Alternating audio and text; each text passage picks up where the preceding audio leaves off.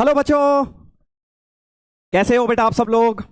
Good evening all of you, good evening सभी को। Arjuna JEE 2025 में बहुत बहुत आप सभी को बेटा मेरी तरफ से ढेर सारा प्यार और बहुत बहुत गुड इवनिंग। एंड उम्मीद करता हूं कि आप लोगों को मेरी आवाज सुनाई दे रही है और हम लोग का कनेक्शन बिल्कुल बढ़िया है। Good evening, good evening.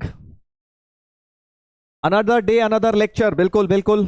एक एक करके बूंद बूंद से सागर बनता है। आपको पता ही है कितनी सारी क्लासेस अपनी निकल गई हैं और कितने सारे कॉन्सेप्ट्स आप लोग सीख गए हैं जहां से आपने शुरू किया था और आज जहां पे आप खड़े हैं। देखो, कमियां तो बहुत नजर आती होंगी, सर मार्क्स नहीं आ रहे, क्वेश्चन कम होते हैं, ये बैकलॉग है, दुनिया भर की प्रॉब्लम, बट इंप्रूवमेंट भी तो हुआ ही है ना। तो उस इंप्रूवमेंट को पॉजिटिविटी देखते हुए आगे बढ़ते जाइए और धीरे धीरे साल के एंड तक अपनी जर्नी खत्म करनी है। अगर आपने ठीक ठाक भी कर लिया, साल खत्म करना इंपॉर्टेंट होता है। 11th को अगर आपने फिनिश कर लिया, that is the most important. एक तरह से आप ये कह लीजिए कि उसकी सबसे बड़ी उपलब्धि कुछ नहीं है जेई की तैयारी में, क्योंकि 12th तो सब कर लेते हैं यार अच्छी तरह। 11th अच्छी तरह कर लो, ठीक ठाक तरीके से भी कर लो, तो धीरे धीरे 12th में आपको जब रिवीजन करोगे 11th का, थोड़ा और बढ़िया हो जाएगी, चांसेस आपके अच्छे हो जाएंगे। ठीक है, प्रणाम गुरुजी, प्रणाम बेटा, प्रणाम। बहुत अच्छा लगता है यार तुम्हारे बैच में आके, एक अलग ही एनर्जी आती है, बिकॉज आप सभी बच्चे इतना प्यार देते हैं, अच्छा लगता है, मोटिवेशन मिलता है हमको। नमस्ते सर जी, नमस्ते नमस्ते। कैसे हैं आप सब लोग। उम्मीद है सब लोग अच्छे हैं बेटा, अपने अपने घर पे स्वस्थ हैं। और जैसा कि मैंने आपको बताया, त्योहारों का समय आ गया है, तो लीनियंसी का समय भी कई बार आ जाता है, हमें लगता है कैजुअल ले लेते हैं। पढ़ाई को अपनी वो मत करिएगा बेटा, अपना फेस्टिवल्स एंजॉय करिए बट साथ साथ पढ़ाई भी करिएगा, ठीक है ना। दिवाली आने वाली है, ये नहीं कि एक हफ्ता पूरा निकाल दिया, दिवाली छठ पूजा सब कुछ एक साथ मिक्स हो गया, सर पता ही नहीं लगा कहाँ हफ्ता भर निकल गया, पढ़ाई नहीं करी मैंने, तो ऐसा मत करना, बाद में बहुत पछताओगे वरना इस चीज को लेके, ठीक है। Good evening, good evening. चलिए, बहुत अच्छा लगा भाई। आज बुधवार का दिन है, वेंसडे का दिन, हमारा हफ्ता तो आज ही शुरू होता है। देखो अर्जुना जेई बैच के अंदर, जी हाँ, हाउ मेनी मोर लेक्चर्स, बस चलने दे बेटा, अभी कहानी चलने दे। अभी तो 9 नंबर है, 12 नंबर तक जाएगा स्ट्रेट लाइन, क्योंकि इसके साथ पेयर ऑफ स्ट्रेट लाइंस भी है ना, straight line and pair of straight line दोनों है। Sir RJ sir copied your laugh, कोई बात नहीं, अच्छी चीजों को ही तो कॉपी किया जाता है। अच्छी चीजों को ही तो कॉपी करते हैं बेटा, कोई बुरी चीजों को थोड़ी ना कॉपी किया जाता है। करने दे, तुझे काहे को दिक्कत हो रही जब हमें दिक्कत नहीं है। तुम चाहते हो थोड़ी सी आग लगाई जाए पटाखे की तरह, है ना, और इधर से चिंगारी लगे तो सर भी कुछ बोलें, कुछ हमें और मजा आए, फिर हम इधर की जाके उधर लगाएं, फिर वहां सर कुछ और बोलें तो हमें और मजा आए। यही चाहते हो ना तुम बेटा। अब हम समझ चुके हैं तुम्हारी स्ट्रेटेजी, अब हम तुम्हारे झांसे में नहीं आएंगे।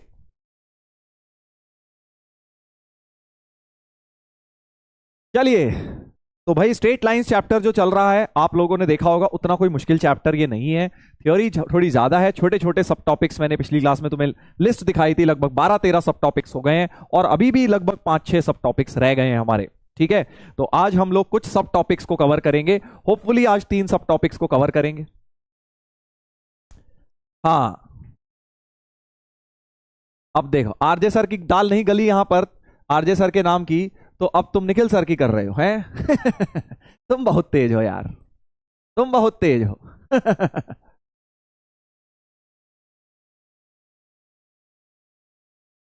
Sir geometry is easier than algebra, वो तो है ही।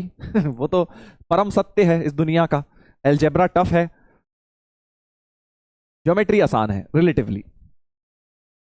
अब धीरे, और अभी तो ज्योमेट्री का पहला चैप्टर पढ़ रहे हो, सोचो अभी जब ये बार बार यही सब कोऑर्डिनेट ज्योमेट्री में पढ़ोगे, पैराबोला एलिप्स तक आते आते तो बोरिंग हो जाएगा तुम्हारे लिए, इतना कुछ याद हो जाएगा, चीजें ऑब्वियस लगने लग जाएंगी।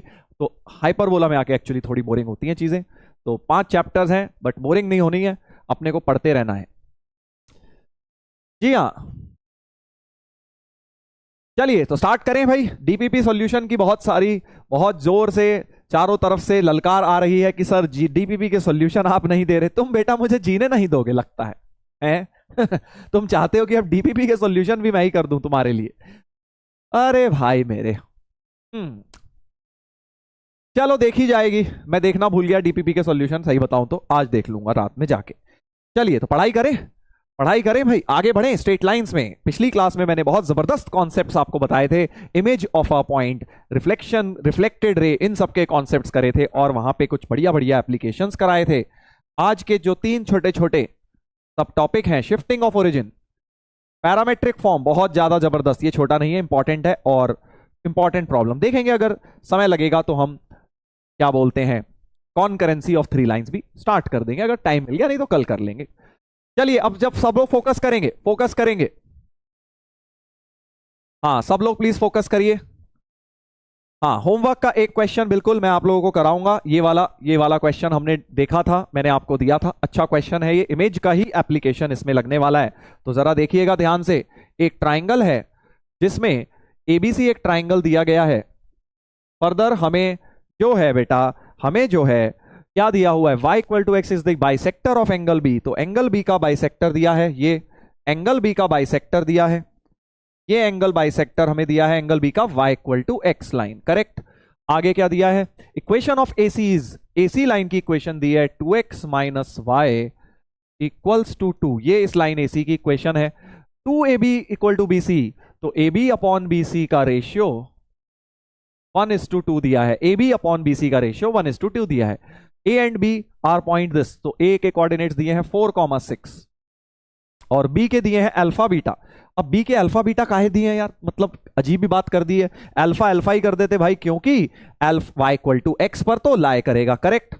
Sir no need of DPP solution, चलो देखेंगे देखेंगे, ठीक है, इधर देखो। सो अल्फा बीटा की जगह मैं अल्फा अल्फा ही कर रहा हूं, बिकॉज ये जो पॉइंट है वो y इक्वल टू एक्स पर ही लाई करेगा बेटा। अब जल्दी मुझे बता दो यहां पे इमेज का क्या फंडा लगेगा, इमेज का एप्लीकेशन क्या लगेगा, क्योंकि सर ये मिरर की तरह है, ये इंसिडेंट रे है, तो ये रिफ्लेक्टेड रे हो जाएगी, याद आ रहा है? ऐसा ही तो बताया था, जब भी एंगल बाइसेक्टर हो या परपेंडिकुलर बाइसेक्टर हो तब इमेज लगता है।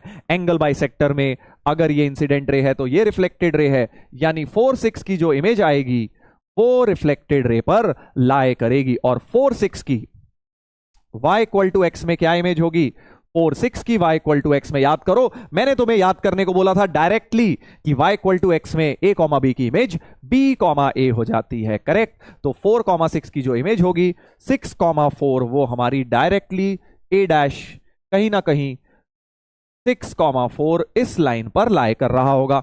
a कॉमा b की इमेज b कॉमा a होती है y इक्वल टू एक्स में, राइट। तो 6,4 सीधे लाइन bc पर लाई करेगा। क्या इतनी बात सही है, क्या इतनी बात सही है बेटा? अब देखो, अब एक तरीका यह है कि इसके कोऑर्डिनेट भी कुछ मान लो, है ना भाई, फिर डिस्टेंस फॉर्मूला वगैरह लगा लो, मेहनत कर लो, लंबा चौड़ा काम कर लो, वो भी किया जा सकता है, कोई बुराई नहीं है, ठीक है। मैं ये नहीं बोल रहा हूं कि इसमें कोई दिक्कत वाली बात है, क्या कर सकते हो। अब आगे देखो एक मेथड, इसके बाद बहुत अलग अलग तरीके हैं। देखो मेथड 1 क्या है, मेथड 1 ये है कि भाई इस पॉइंट के कुछ कोऑर्डिनेट्स मान लो, सी के क्या मानोगे, सपोज सी को मान लो एक्स कोऑर्डिनेट ए मान लो, ए कॉमा बी मान लो, चलो तो 2a माइनस बी बराबर 2, है ना, यानी एक तरह से तुम b की जगह 2a माइनस 2 ही लिख सकते हो। तो 2a minus 2, a comma 2a minus 2 इस पॉइंट को मान लिया, समझ गया क्या किया मैंने, a कॉमा b माना, बट क्योंकि उसको सेटिस्फाई करेगा फालतू b लेके आऊंगा, इससे अच्छा एक ही अननोन a के टर्म्स में ये कोऑर्डिनेट्स मान लिए, b की वैल्यू भी 2a माइनस 2 निकाल ली। अब मेरे को दो अननोन्स हैं अल्फा और a, तो क्या मैं दो इक्वेशंस बना सकता हूं बेटा, जल्दी बताइए क्या दो इक्वेशंस बन जाएंगी? Sir how alpha beta equal, Aryan पूछ रहे हैं, बेटा y इक्वल टू एक्स पे लाई करेगा ना दोस्त, y इक्वल टू एक्स पे ही तो b लाई कर रहा है, सो y इक्वल टू एक्स को सेटिस्फाई करेगा, तो अल्फा और बीटा बराबर नहीं हो जाएंगे, बता दे जरा, ठीक है। तो अगर अब मैं दो इक्वेशंस बना लूं, देखो कैसे, एक इक्वेशन तो बन जाएगी तीनों पॉइंट्स को लीनियर है, डिटर्मिनेंट 0 करके, है ना, डिटर्मिनेंट 0 करके, और एक डिस्टेंस फॉर्मूले से इन दोनों का डिस्टेंस। तो ये बेकार मेथड है, ये वाला मत करो, बेटर तरीका बता रहा हूं, इसीलिए ये पूरा नहीं बता रहा हूं कि अब तुम्हें दो इक्वेशंस बनानी है अल्फा और ए में, बता दी मैंने, ए डिस्टेंस फॉर्मूले से बनी एक, और एक बनी है तीनों पॉइंट सेम लाइन पर है यानी कोलिनियर है, तो determine area of triangle 0। But ये बेकार मेथड है, थोड़ा बेटर मेथड बताता हूं, ठीक है। चलिए थोड़ा बेटर मेथड बताओ सर, इधर देखिएगा, इधर देखिएगा, बेटर मेथड देखिए, बेटर मेथड देखिएगा। बेटर मेथड क्या है कि सर इस पॉइंट को चलो a कॉमा बी तो मान ही लो, ठीक है, और ए बी इसको सेटिस्फाई तो करेगा, तो 2a माइनस बी बराबर 2, तो b equal to 2a minus 2, ये तो हमने लिखा ही था अभी, करेक्ट। और अब क्योंकि एंगल बाइसेक्टर है, और बेटा ये तुम्हें एक पता है, एंगल बाइसेक्टर थ्योरम होती थी 10th में। 10th में एंगल बाइसेक्टर थ्योरम किस किस को याद है? Angle bisector theorem, angle bisector theorem क्या होती थी कि अगर ये ट्राइंगल है और इसमें ये ABC है और ये पॉइंट P है, सो AB upon AC, AB upon AC का रेशियो BP अपॉन PC होता है। याद आ रहा है भाई एंगल बाइसेक्टर थ्योरम कि अगर कोई एंगल बाइसेक्टर है, so angle bisector divides the opposite base in the ratio of side containing that angle. यही एग्जैक्ट स्टेटमेंट होता था 10th में कि AB अपॉन AC का रेशियो, AB अपॉन AC का रेशियो, AB अपॉन AC का this is to this हो जाता है। याद आ रहा है कि नहीं आ रहा है भाई? एंगल बाइसेक्टर थ्योरम, इसका इस्तेमाल करता हूं, देखो यहां पे इसका इस्तेमाल करूंगा। सो अगर मैं इसका इस्तेमाल करूं बेटा, तो AB अपॉन BC क्या हो जाएगा? AD upon DC। अगर इस पॉइंट को D कह देता हूं, इस पॉइंट को D कह देता हूं, so according to angle bisector theorem AB upon BC equals to AD upon DC हो जाएगा बाय एंगल बाइसेक्टर थ्योरम। सही है कि नहीं? डिलीटेड था सर? अरे मेरे दोस्त, सब कुछ डिलीट हो गया तेरी लाइफ से लगता है। अब समझ ले, ठीक है ना? अब समझ ले, अगर डिलीटेड था तो बस यही है, और कुछ था भी नहीं इसमें। 2-4 सवाल थे वो छोड़ दे, बस थ्योरम समझ लो कि जो रेशियो ऑफ साइड्स होता है उसी में बेस डिवाइड होती है एंगल बाइसेक्टर के द्वारा। ये एंगल बाइसेक्टर है, बेस हो रही है BP इज टू PC में डिवाइड, और एंगल था AB, जो एंगल ने साइड बनाई है AB और AC था वो एंगल, तो AB इज टू AC का ratio BP is to PC होता है। बस यही है एंगल बाइसेक्टर थ्योरम। ठीक है, कोई बात नहीं, डिलीटेड था तो अब सुन ले भाई, अब सुन ले, अब सुन लो बेटा, काम आएगी ये बहुत ज्यादा। ठीक है, तो याद रखेंगे। सिमिलरली तो यहां भी लग गई कि ratio of sides is same as ratio of base, तो AB is to BC is AD is to DC, AB is to BC is AD is to DC, यानी AD इज टू DC का ratio 1:2 है। तो ये ratio 1:2 हो गया भाई, ये रेशियो क्या हो गया? 1:2 हो गया। तो अब सेक्शन से मैं D के कोऑर्डिनेट्स निकाल सकता हूं। D के कोऑर्डिनेट्स बेटा क्या हो जाएंगे? 1 into A, 1 into A plus 2 into 4/3 comma, section लगा रहा हूं, 1 इंटू B प्लस 2 इंटू 6/3। तो हमारे पास D के कोऑर्डिनेट्स आ जाएंगे A plus 8/3 comma B plus 12/3। क्या ये सही है? क्या ये सही है? क्या ये सही है भाई? देख लो, ये किसके कोऑर्डिनेट्स आ गए? D के कोऑर्डिनेट्स आ गए, बट D जो है वो y इक्वल टू एक्स पे लाई करेगा, यानी इसका y और x बराबर होगा। So A plus 8/3 is equal to B plus 12/3, 3 से 3 कट गया, so A equal to B plus 4 हो गया। ये आ गई A और B में दूसरी इक्वेशन, ये आ गई A और B में पहली इक्वेशन। अब तो सवाल बहुत आसान हो गया बेटा, अब तो सवाल बहुत इजी हो गया कि नहीं हो गया? देख लो, A और B सॉल्व कर देते हैं, तो B को A-4 यहां डाल देंगे फर्स्ट एंड सेकंड से, B की जगह A-4, तो A की वैल्यू बन गई -2, A की वैल्यू -2, A को -2 डाला तो B बन गया -6, -2 -6, C के कोऑर्डिनेट्स निकल आए बेटा, -2 -6। क्या ये बात सही है? क्या ये बात सही है कि A के कोऑर्डिनेट्स, C के कोऑर्डिनेट्स -2 -6 निकल गए? बट हमें तो अल्फा बीटा चाहिए, हमने तो C निकाल लिया है, अब तो निकल जाएगा अल्फा बीटा, क्योंकि ये तीनों इसको लीनियर है। अब आप चाहे एरिया ऑफ ट्राइंगल 0 कर दो, इसको और इसका एरिया 0 कर दो, तो बेसिकली अब तुम्हारे पास ये तीनों पॉइंट्स को लीनियर हैं। सो अल्फा 1 है ना, x1 y1 1, 6 4 1, 6 4 1, और AB1, AB की जगह -2 -6 1, इसका ट्राइंगल का एरिया 0 कर देता हूं, अल्फा सॉल्व हो जाएगा। नहीं तो तुम स्लोप से भी कर सकते थे कि भैया इसकी स्लोप बराबर इसकी स्लोप हो जाएगी, जैसे करना है कर लो, मैंने एरिया ऑफ ट्राइंगल से कर दिया। तो alpha into 4 + 6 minus alpha into, determinant खोल रहा हूं, 6 + 2 + 1 इंटू -36 + 8, देखिएगा 10 अल्फा -8 अल्फा इक्वल्स टू 28।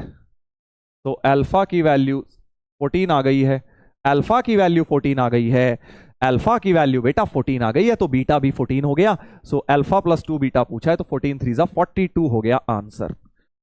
42 हो गया है आंसर ए। ठीक है, गॉट इट सर। हाँ, सेक्शन से भी हो जाता बिल्कुल। यार कोलिनियरिटी को रखने का slope, section, distance, area of triangle, सारे सब कुछ सेम है। कोलिनियरिटी बेस्ट मुझे तो डिटर्मिनेंट लगता है, सीधे जीरो डाला, ज्यादा कोई दिमाग लगाना नहीं, सीधे एक्सपैंड कर दिया, हो गया। ठीक है सर, डिटर्मिनेंट को इतना फास्ट कैसे सॉल्व किया मेरे भाई? आई जे के वाला सीख तो चुके हो फिजिक्स में, alpha into this minus this, तो तुम्हें भी आदत पड़ जाएगी जब 12th में आ जाओगे। ठीक है ना, अभी तुम्हें लगता है डिटर्मिनेंट कोई बहुत बड़ा हुआ है, 12th में तुम इतने डिटर्मिनेंट सॉल्व करोगे कि तुम्हें डिटर्मिनेंट मेथड ही बेस्ट लगेगा। सर कुछ भी समझ नहीं आया एक कह रहा है, तो बेटा तुम पिछली क्लास का पढ़ के आओ, तब समझ आएगा, क्योंकि this is something which was taught in the previous class, और उसी का होमवर्क डिस्कशन हो रहा है। ठीक है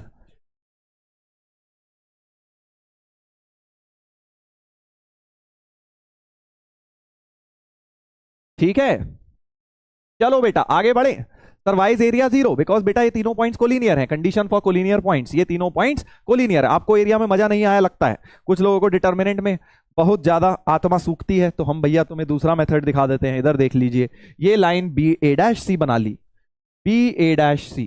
ठीक है, थोड़ा सा इसमें टाइम ज्यादा लगेगा, बट ठीक है, ये भी कोई ऐसा बुरा नहीं है, समझने में इजी रहता है। वो थोड़ा सा जल्दबाजी में मेथड है। 6 4, ये था 6 4, और ये भाई साहब के कोऑर्डिनेट्स आए थे -2 -6। ठीक है, अगर तुम्हें ये अच्छा नहीं लगा तो आप दूसरा मेथड देख लो। इस लाइन की स्लोप क्या हो गई? y2 minus y1, 4 minus alpha upon 6 minus alpha. और इस लाइन की स्लोप क्या हो गई? दोनों इक्वल रख देता हूं क्योंकि एक ही लाइन है, तो 4 प्लस 6 अपॉन 6 प्लस 2, तो 4 minus alpha upon 6 minus alpha हो गया 10/8। 10/8 को काट के क्या लिख लोगे? तो 4 minus alpha upon 6 minus alpha हो गया 5/4। क्रॉस मल्टीप्लाई करो, यहां से अल्फा तुम देखोगे 14 ही आ जाएगा। वो तो भाई आना ही है। अब तुम्हें 12-13 कॉन्सेप्ट्स बता दिए स्ट्रेट लाइन में, सब कुछ मिक्स्ड है, सब एक दूसरे पे इंटरडिपेंडेंट है। आप देखिए अल्फा 14 यहां से भी आ गया, यहां से भी आ गया, स्लोप से कर दिया मैंने। ठीक है,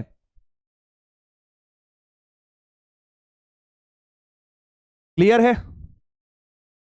this method is lot better अभी लग रहा है तो ठीक है यार, ये बच्चों वाली बातें ना करो। 3 पॉइंट्स को लीनियर रखने हैं, जैसे मर्जी रख लो भाई, एरिया से भी रख सकते हो और आप स्लोप से भी रख सकते हो।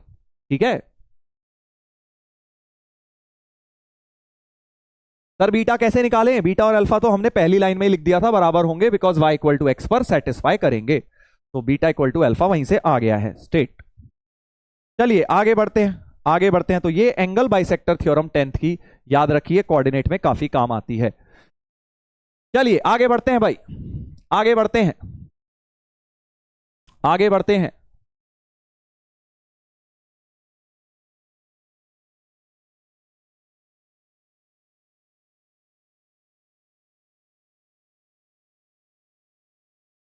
हाँ चलिए ध्यान दीजिएगा। सो शिफ्टिंग ऑफ ओरिजिन अब हम कर रहे हैं। इस टॉपिक में क्या होता है, थोड़ा कंफ्यूज हो जाते हैं बच्चे, इसलिए ध्यान से सुनिएगा, है बड़ा इजी वैसे। शिफ्टिंग ऑफ ओरिजिन क्या होता है? जैसे मान लो आपका ओरिजिन अभी यहां है, पर आपको थोड़ी लाइफ में समस्या है, दिक्कत है, आप चाहते हैं कि ओरिजिन ये ना रहे, आप किसी एक पॉइंट पे ओरिजिन को शिफ्ट करना चाहते हैं, मतलब पैरेलली कोऑर्डिनेट एक्सिस को शिफ्ट कर रहे हैं। क्या कर रहे हैं आप? ये वाई एक्सिस नई बना दी, ये नई एक्स एक्सिस, सच दैट नई एक्स एक्सिस जो है कैपिटल एक्स पुरानी एक्स एक्सिस स्मॉल एक्स के पैरेलल है, और नई वाई एक्सिस ये है। सर ऐसा क्यों कर रहे हैं, हमें क्या समस्या है लाइफ में? कोऑर्डिनेट ज्योमेट्री में आगे समझ आएगा कि क्यों करते हैं हम शिफ्टिंग ऑफ ओरिजिन। जब हम सर्कल्स पैराबोला ये सब पढ़ेंगे ना, वहां काम आएगा इसका। अभी मत सोचना सर जबरदस्ती कुछ भी हम करे जा रहे हैं, ओरिजिन यहां था उसको उठा के यहां क्यों रखना है। तो मान लीजिए हमने x1 y1 जिस पॉइंट के कोऑर्डिनेट्स x1 y1 थे पहले, वहां नया ओरिजिन बना लिया। हम क्या कर रहे हैं? ट्रांसलेशन ऑफ एक्सिस, मतलब एक्सिस को पैरेलली ट्रांसलेट कर रहे हैं, एक्सिस को रोटेट नहीं कर रहे, सिर्फ पैरेलल ट्रांसलेशन है। ये वाली लाइन वाई एक्सिस के पैरेलल है और नई एक्स एक्सिस और पुरानी एक्स एक्सिस पैरेलल हैं. So this is called translation of axis without rotation. We are just shifting origin to some other point. क्यों कर रहे हैं वो मैंने तुम्हें बताया, आगे आएगा समझ जब कोऑर्डिनेट ज्योमेट्री के और चैप्टर्स पढ़ोगे, वहां देखोगे इनका एप्लीकेशंस. अभी बस ये समझ लो करते कैसे हैं. ठीक है, करते कैसे हैं. हाँ, ध्यान से देखिएगा. तो हम क्या चाह रहे हैं, ये एक पॉइंट है x1 y1 छोड़ो, चलो a कॉमा बी ले लो ताकि दिक्कत ना हो हमें. a कॉमा बी, हमें a कॉमा बी जिसके पुराने कोऑर्डिनेट्स थे उस पॉइंट पे हमने नया ओरिजिन बना दिया है. ठीक है, हमेशा याद रखना शिफ्टिंग ऑफ ओरिजिन के क्वेश्चन में स्मॉल एक्स स्मॉल वाई हमारे ओल्ड कोऑर्डिनेट एक्सिस है, small x and small y old coordinate system. ऐसे ही करोगे तभी सही रहेगा ताकि कोई कंफ्यूजन ना हो. अपना नोटेशन बना लो, capital x and capital Y new coordinate system है. ठीक है, अब हमें क्या करना है, हमें बेसिकली कोई एक पॉइंट मान लीजिए दे दिया गया, ये पॉइंट दिया गया है जिसके पुराने कोऑर्डिनेट्स स्मॉल एक्स वाई थे, इसके नए कोऑर्डिनेट्स निकालने हैं. तो बड़ा आसान नहीं हो गया कि भाई अगर इसका पुराना एक्स कोऑर्डिनेट, पुराना वाई कोऑर्डिनेट अगर y था तो मतलब ये पूरा डिस्टेंस y था, स्मॉल y क्या था, ये पूरा डिस्टेंस था सर, क्योंकि पुरानी x एक्सिस से डिस्टेंस होता है स्मॉल y, तो है ना. तो स्मॉल y हो गया ये. ठीक है जी, स्मॉल y हो गया ये, स्मॉल y हो गया ये, और नया कैपिटल Y सिर्फ इतना हो जाएगा क्योंकि भैया नई x एक्सिस तो ये है, नई x एक्सिस तो ये है, तो कैपिटल Y ये वाला हो जाएगा. क्या मानते हो आप बात कि ये हो जाएगा नया y, ये था पुराना y. क्या दोनों में एक रिलेशन दिखाई दे रहा है? तो मैं अब नॉर्मल लाइन से बना देता हूं. ये है हमारा न्यू y यानी कैपिटल Y क्योंकि नई एक्स एक्सिस से डिस्टेंस, और ये था हमारा पुराना y यानी स्मॉल y पुरानी एक्स एक्सिस से distance. So we can clearly see, और ये वाला डिस्टेंस कितना है, क्योंकि ये पॉइंट a कॉमा b था तो एक्स एक्सिस से डिस्टेंस b था इसका. करेक्ट. तो आप देख सकते हैं जो पुराना y था, पुराना y is new y plus b, और you can say new y is पुराना y माइनस बी. सो ये है हमारा old new y coordinate, y new, ऐसे याद रखोगे, y new is y old minus b. Capital Y equal to small y minus b. And similarly बेटा capital X देख सकते हो आप. देखिए ये होगा कैपिटल X, थोड़ा डिफरेंट कलर बना लेते हैं. ये होगा कैपिटल X, ये होगा कैपिटल X नई y एक्सिस से, ये होगा स्मॉल x पुरानी y एक्सिस से, और ये होगा हमारा a, ये होगा हमारा a क्योंकि इस पॉइंट का x कोऑर्डिनेट a था तो ये दूरी तो a थी. So we can say that capital X क्या हो जाएगा, कैपिटल X हो जाएगा small x minus a, small x minus a हो जाएगा. तो शिफ्टिंग ऑफ ओरिजिन के जो रिलेशंस आ गए वो ये आ गए, नया x इज पुराना x माइनस a एंड नया y इज पुराना y माइनस b. देखो a b सर आपने तो फर्स्ट क्वाड्रेंट में मान लिए, कोई फर्क नहीं पड़ता. अगर a इधर भी हुआ तब भी यही रिलेशन रहेंगे वो अपने आप. अगर a नेगेटिव हुआ तो ऐड अपने आप हो जाएगा, माइनस माइनस अपने आप प्लस हो जाएगा. So these are valid in general, these relations are valid in general, चाहे कहीं पर भी a b हो. बेटा मैंने दिखाया है फर्स्ट क्वाड्रेंट में, क्योंकि अगर यहां भी हुआ तो माइनस ए होता, माइनस माइनस अपने आप वो प्लस से हो जाएगा, इसलिए आपको टेंशन लेने की जरूरत नहीं है. तो these are generic relations for shifting of origin. अब तुम बार बार ये सोच रहे होगे सर करना क्यों है, बट करेंगे वो बात हम पैराबोला एलिप्स वहां पे डिस्कस करेंगे इनका एप्लीकेशंस. अभी बस आप ये याद रखिए, अगर हमें ओरिजिन यहां की जगह यहां पहुंचाना है, ओरिजिन पहुंचाना है एक ऐसे पॉइंट पे जिसके पुराने कोऑर्डिनेट्स a कॉमा b थे, तो relation between new x and new y coordinate, new x and old x, new y and old y, ये हो जाएगा. नोटिस करो अगर मैं स्मॉल x स्मॉल y की जगह, स्मॉल x स्मॉल y की जगह a और b डाल रहा हूं, a और b, तो a माइनस ए 0 और ये भी b माइनस बी 0. सो जिसके पुराने a b थे वो नया 0 0 बन रहा है, आपको वो भी वेरीफाई हो गया. देखो स्मॉल x को a डाल दूं, स्मॉल y को b, तो 0 0 आ जाएगा क्योंकि वही हमने किया है, a कॉमा b पे नया 0 0 यानी ओरिजिन शिफ्ट किया है. ठीक है, समझ गए? तो बस इतना सा याद रखना है आपको कि जो नया x कोऑर्डिनेट होता है पुराना x माइनस a होता है, नया y पुराना y minus b, where a comma b is what, a comma b is the point, a comma b is the point where origin is shifted. A comma B is point where origin is shifted to. नया origin जहां पे पहुंच गया वो ए comma B है। चलिए तो अब देखते हैं, सवाल से समझते हैं, आपको डायरेक्टली समझ आ जाएगा। ध्यान से देखिएगा, क्वेश्चन ये है, if origin is shifted to this find the new coordinates of the point this. तो बहुत ही सिंपल है, ओरिजिन शिफ्ट हुआ है मतलब ए और बी की वैल्यू दी है, ए दिया है 2, बी दिया है -3, करेक्ट। तो immediately you can write your relations. Capital x होता है स्मॉल एक्स माइनस ए, कैपिटल वाई होता है स्मॉल वाई माइनस बी। ए और बी की वैल्यू चिपकाओ,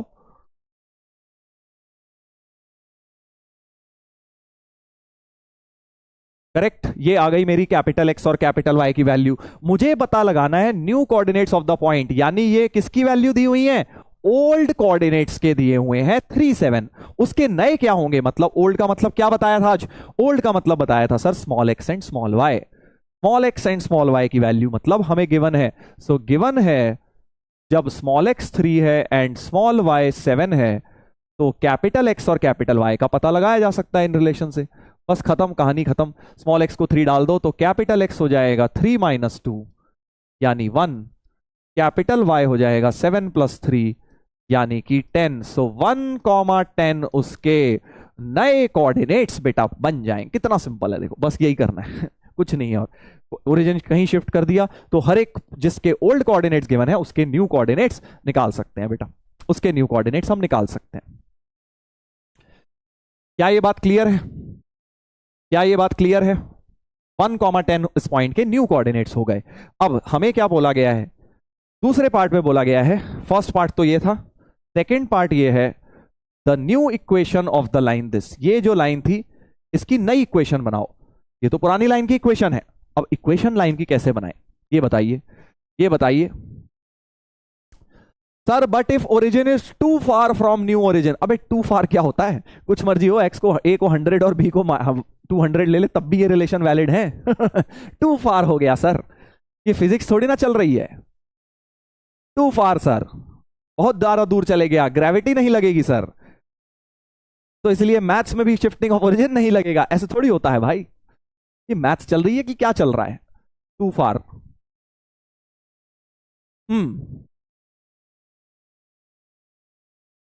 अब देखो यहां पे कुछ लोग कह रहे हैं कि सर पॉइंट्स ले लो इस पे, उसके नए कोऑर्डिनेट निकाल लो। एक तरीका तो ये है कि भाई सर एक्स इंटरसेप्ट जैसे कोई कह रहा है निकाल लो, फिर उसका नए कोऑर्डिनेट, फिर वाई इंटरसेप्ट वाले के नए कोऑर्डिनेट, फिर नई इक्वेशन बना लो 2 पॉइंट फॉर्म से। वो बहुत लेंदी हो जाएगा, ठीक है। मैं तुम्हें एक बड़ा इजी तरीका बता रहा हूं, समझ गए? हाँ, स्लोप तो सेम रहेगी बिल्कुल, ये भी कर सकते हो। एक बेस्ट तरीका देखो मैं तुम्हें बता रहा हूं, सबसे फास्टेस्ट तरीका, फास्टेस्ट तरीका। Old equation was a relation between small x and small y.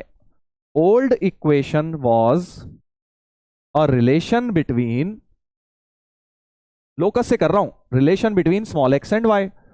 New equation क्या होगी,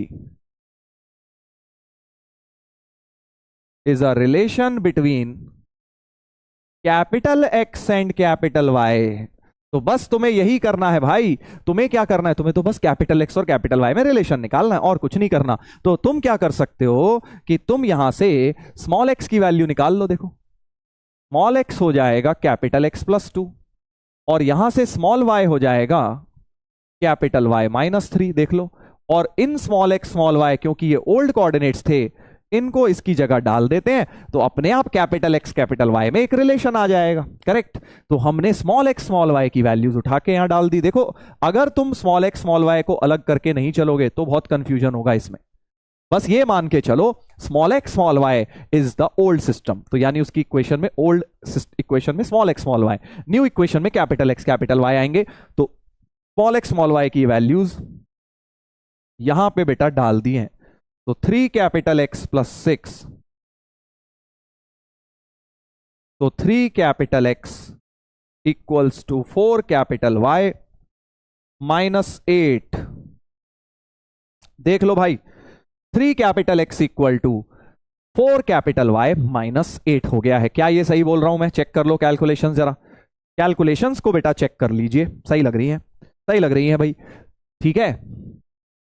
3x-4y+8, 3x-4y+8 आ जाएगी, करेक्ट, ये भी सही है। चलिए, तो ये हो गया हमारा नई इक्वेशन। ऐसे किसी की भी नई इक्वेशन निकालनी है, लाइन की दी है मैंने, सर्कल की दे देंगे, पैराबोला की दे देंगे, एलिप्स की दे देंगे। आपको नई इक्वेशन का मतलब new equation is a relation between capital x and capital y, बस इतना सा याद रखना है, इतना सा याद रखना है, करेक्ट। अब नोटिस करो, देखो लाइन की स्लोप जो है सेम रही, 3x4y, 3x4y, तो स्लोप आप देख सकते हैं 3/4 यहां थी, यहां भी 3/4 है, विच इज वेरी ऑब्वियस, क्योंकि इस सिचुएशन में, क्योंकि हमने एक्सिस रोटेट नहीं करी है, अगर एक लाइन जा रही है, ध्यान से देखना भाई, अगर ये हमारी लाइन जा रही है इस प्रकार से, ये थी लाइन, तो क्या स्लोप चेंज हो जाएगी? एक्स रोटेट, हमने अगर शिफ्टिंग ऑफ ओरिजिन करी है तो स्लोप चेंज नहीं हो रही ना भाई, क्योंकि आपने एक्सिस की डायरेक्शन के साथ, अगर ये थीटा था, तो क्योंकि नई एक्सिस पैरेलल है, तो ये दोनों थीटा तो सेम ही रहेंगे, इसलिए slope of a line will remain unchanged in shifting of origin. Extremely important, ये बात ध्यान रखेंगे, कैसी मर्जी लाइन हो, क्योंकि हमने एक्स एक्सिस को पैरेलल रखा है, तो slope of the line is not going to change, slope will always remain same in shifting of origin. तो ये नोट बना के लिख लीजिए, note, slope of a line remains unchanged if we shift origin. Obviously we are talking about parallel translation, हम rotation की बात नहीं कर रहे हैं। स्लोप ऑफ द लाइन तो चेंज होगा ही नहीं, क्योंकि जो भी लाइन थी भैया वो एक्स एक्सिस के साथ अभी भी सेम ही एंगल बना रही है, यानी tan थीटा उसका सेम ही रहेगा। क्या ये बात सही है? हाँ, रोटेशन में चेंज हो जाएगी, अभी रोटेशन ऑफ एक्सिस करेंगे वहां स्लोप चेंज हो जाएगी नई लाइन की। चलिए, तो अब यहां पे, अच्छा स्लोप सेम है तो डिस्टेंस बिटवीन पॉइंट वो तो वैसे ही सेम रहेगा, क्योंकि ओरिजिन जहां मर्जी हो, डिस्टेंस बिटवीन पॉइंट थोड़ी ना चेंज होता है भाई। अगर आपके पास कोई भी स्लोप है, distance of point, area of triangle, ये सारी जो चीजें हैं ये चेंज कभी नहीं होती, क्योंकि ओरिजिन की पोजीशन पे डिपेंड नहीं करता। डिस्टेंस तो भैया स्केल से मेजर हो जाएगा ना, कोई दो पॉइंट्स हैं, अब उसके नए और पुराने कोऑर्डिनेट क्या है, it is not going to make a difference कि इनका बीच का डिस्टेंस क्या आएगा, चाहे आप ओल्ड कोऑर्डिनेट ले लो चाहे नए कोऑर्डिनेट, डिस्टेंस सेम रहेगा। Similarly area of triangle same रहेगा, है ना भाई, वॉल्यूम सेम, मतलब 3D में बात करेंगे जब, अभी तो 2D ज्योमेट्री चल रही है, तो लेंथ और एरिया वगैरह सेम रहेंगे। क्या ये बात समझ गए हो? चलो अगले क्वेश्चन पर आते हैं, इसमें शिफ्टिंग ऑफ ओरिजिन।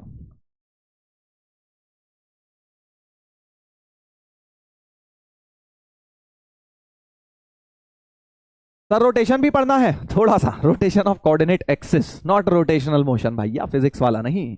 इधर देखेंगे, at what point origin must be shifted, अब वो पॉइंट निकालना है जहां ओरिजिन शिफ्ट करें, such that this equation has no 1 degree term.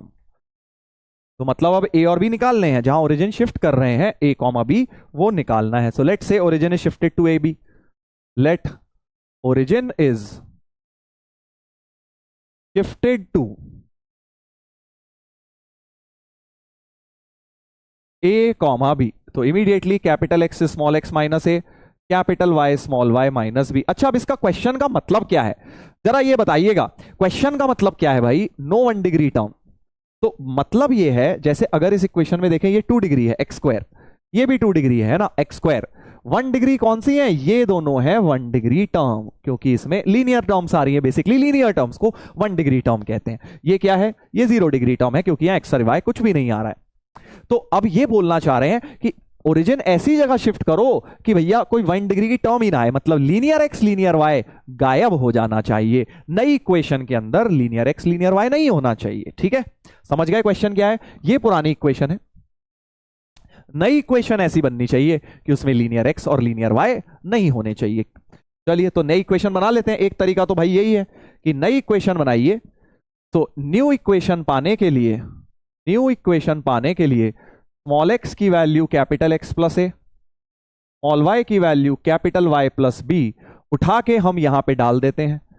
इस इक्वेशन में स्मॉल एक्स की जगह कैपिटल एक्स प्लस ए, कैपिटल वाई प्लस बी, क्योंकि नई इक्वेशन बनानी है ना।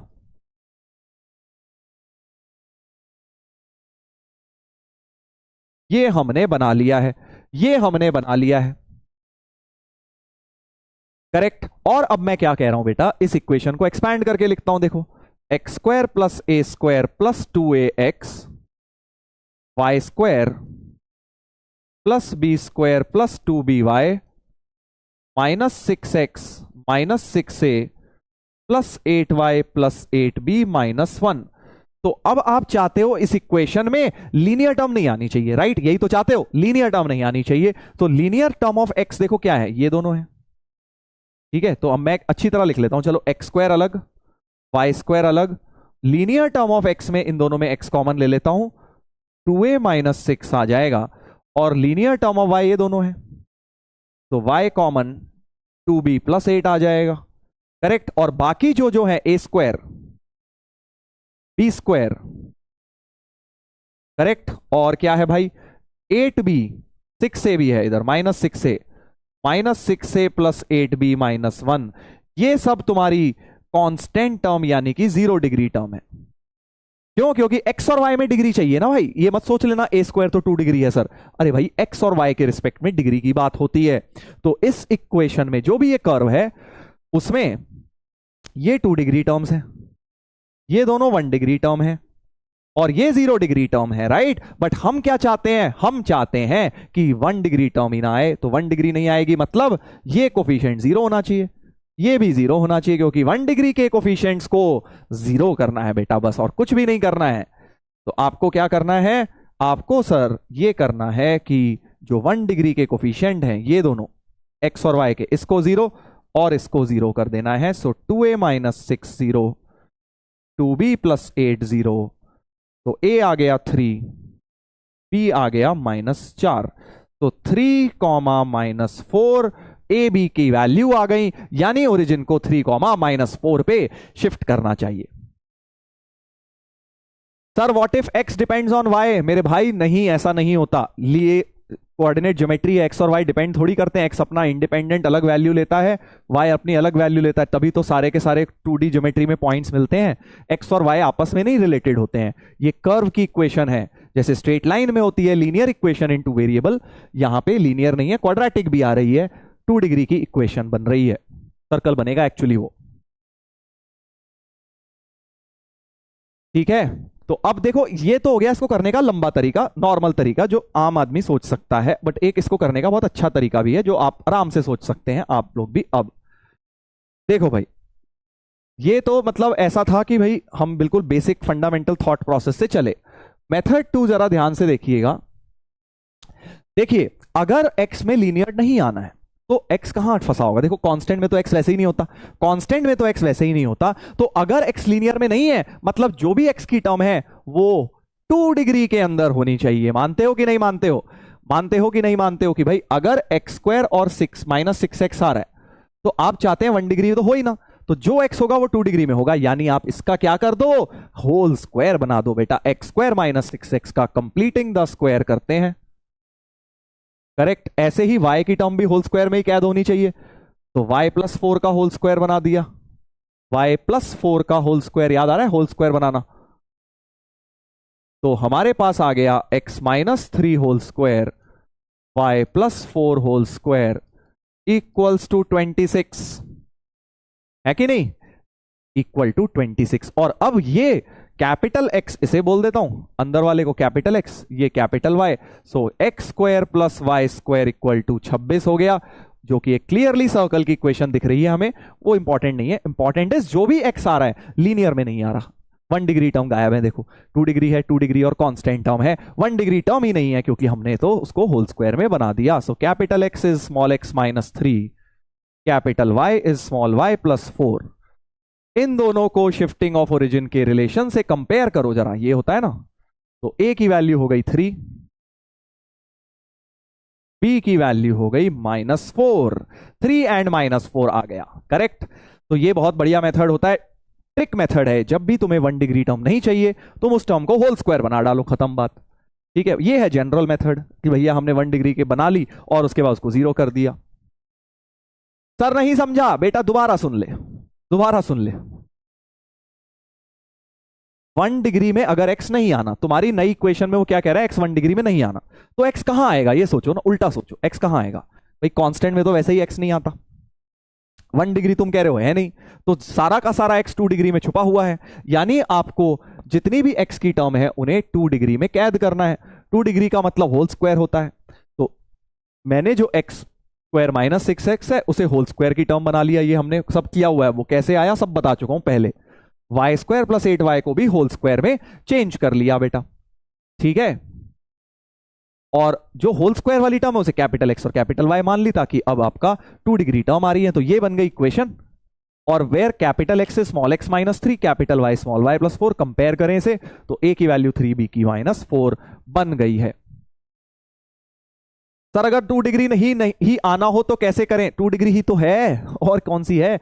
ऐसा थोड़ी कांस्टेंट भी गायब हो गया, 2 डिग्री भी। सब क्वेश्चन मत बनाओ भैया, क्वेश्चन जो बना है उसे ही सॉल्व कर लो। तुम कह रहे हो सर 1 डिग्री भी ना हो, 2 डिग्री कांस्टेंट भी ना हो, सभी कुछ ना हो, है तो होगा क्या? ऐसा नहीं होता है, ठीक है। 2 इक्वेशन बनाने के लिए चाहिए, ये भी थोड़ी ना जीरो आ जाएगा जब ए और बी पे ही डिपेंडेंट है वो चीज भी। चलिए एक और देखते हैं, एक और देखते हैं।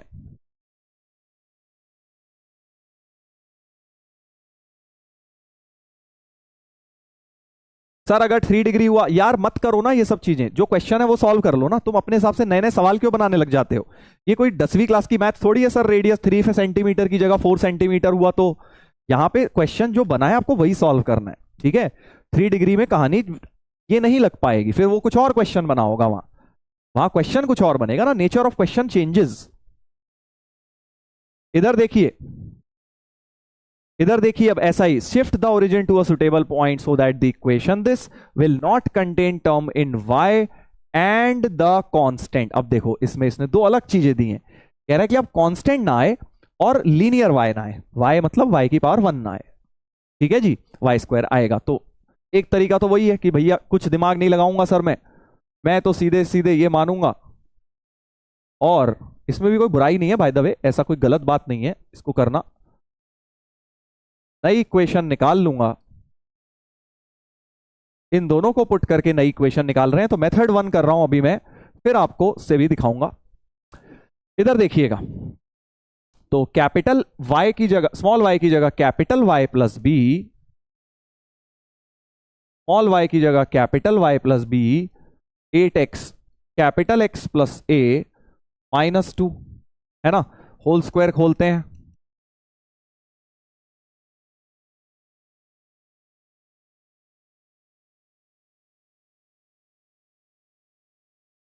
अब तुम क्या चाहते हो?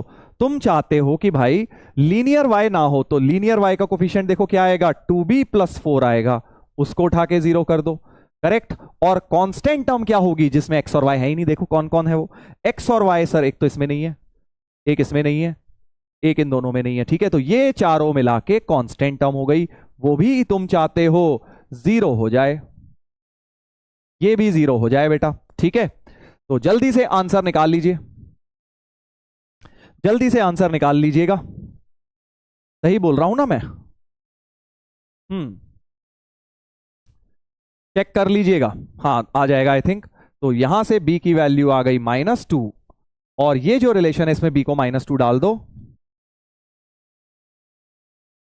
तो a भी सॉल्व हो जाएगा। तो -4 प्लस 8a -2 बराबर 0, 8a बराबर 6, 3/4 a की वैल्यू 3/4, b की वैल्यू -2, तो a और b निकल कर आ गया। a ऑप्शन बढ़िया मेथड है, इसमें कोई बुराई नहीं है, 2 लाइन एक्स्ट्रा लग जाएंगी बट एटलीस्ट सॉल्व हो जाएगा। अब शॉर्टकट ट्रिक तुम्हें तो उसी में ज्यादा इंटरेस्ट है सर, हमें तो वही बताइए सर हमें तो उसमें ज्यादा मजा आता है। देखो बेटा, मजा एक चीज होती है मैथ्स में, और स्कोर करना एक चीज होती है। अगर एग्जाम में शॉर्टकट नहीं स्ट्राइक कर रहा है तो कम से कम ये तो आना चाहिए ना आपको। इधर देखिएगा, तो अब y में लीनियर नहीं चाहिए तो y को डब्बे में बांध दो भैया, होल स्क्वायर के, y प्लस 2 के होल स्क्वायर को बांध दो, -4 प्लस 8x, अच्छा -2 बराबर 0, ठीक है सर समझ गया। और अब y plus 2 whole square plus 8x -6 बराबर 0, करेक्ट। ऐसी कुछ इक्वेशन हमारे पास बन गई है बेटा, है ना। अब आप तो चाहते हो कि ठीक है ये तो कैपिटल Y मान लिया जाएगा, कैपिटल Y तो मान लिया, ठीक है जी, कैपिटल Y तो हो गया, स्मॉल y प्लस 2, ये तो समझ आ गया सर, ताकि अब लीनियर y तो नहीं दिख रहा, बट अब तुम चाहते हो ये -8 -6 भी ना दिखे, कांस्टेंट ना दिखे, तो क्या होना चाहिए बताओ जल्दी, जल्दी बताइएगा। तो भाई तुम इसको भी क्लब कर दो, अंदर घुसा दो इसके साथ, मतलब 8 कॉमन निकाल दो। देखो capital y square 8 common, small x -6/8 कर लो, और इसको तुम कैपिटल एक्स मान लो, राइट। सो तुम्हारे पास आ जाएगा y square plus 8 capital x 0, where capital x is small x -6/8। बस शिफ्टिंग ऑफ ओरिजिन के रिलेशंस आ गए, ए की जगह आ गया 6/8, बी की जगह -2, वही आ गया 6/8 मतलब 3/4 -2, करेक्ट। उसको मैंने, क्योंकि कांस्टेंट हमें नहीं चाहिए था ना, हमें -6 नहीं चाहिए था, तो मैंने उसे x के साथ ही क्लब कर डाला, पूरा का पूरा टर्म उसको कैपिटल x मान लिया, उसको कैपिटल x मान लिया, ठीक है। 8 कॉमन क्यों लिया सर? क्योंकि मुझे x का कोफिशिएंट 1 बनाना होता है। शिफ्टिंग ऑफ ओरिजिन में ध्यान रखिएगा, शिफ्टिंग ऑफ ओरिजिन में x और y के कोफिशिएंट्स 1 होते हैं, देखो है ना, 1 होते हैं। इसीलिए मैंने पहले क्या किया, पहले 8 को कॉमन निकाला ताकि x का कोफिशिएंट 1 बन जाए, तभी तो उसे कैपिटल x मान पाऊंगा, ठीक है।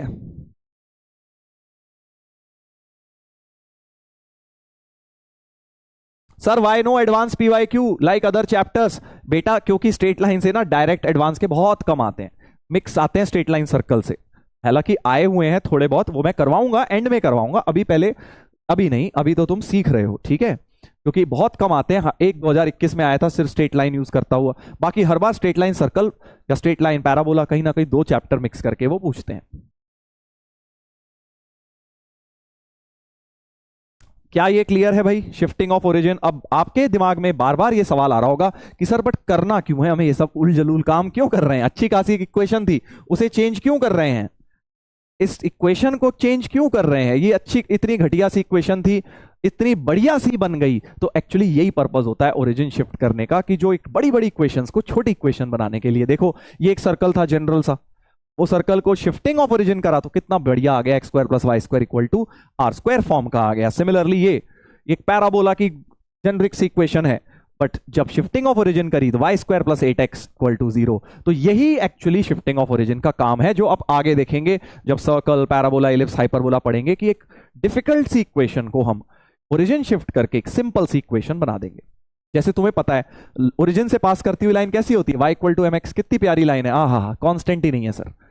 बट अगर जनरल लाइन लिखनी है ax + by + c, तो लाइन में तो फिर भी मैनेजेबल है क्योंकि abc बस है, बट सर्कल, पैराबोला, ये सब बहुत लंबी लंबी इक्वेशंस बन जाती हैं, hence we will use shifting of origin to make them simpler equations, ठीक है। तो ये बात ध्यान रखिएगा, वहीं पर इनके एप्लीकेशंस आएंगे। अभी बस ये सीख लो करते कैसे हैं, करते कैसे हैं। इतनी बात क्लियर हो गई है भाई, क्या इतनी बात क्लियर हो गई है? सर आपकी स्पीड आज बहुत कम लग रही है, तुम्हारी स्पीड बढ़ गई है यार, मेरी स्पीड कम नहीं हुई है। अब तुम पढ़ाई कर रहे हो, इतने महीनों से लगे हुए हो, तो तुम्हारी स्पीड, अब तुम मेरी स्पीड को मैच कर गए हो, बस ये है। शुरू में तुम्हें लगता होगा अरे सर क्या सर आप सुपर फास्ट एक्सप्रेस की स्पीड में चलते हैं लगता था ना शुरू में।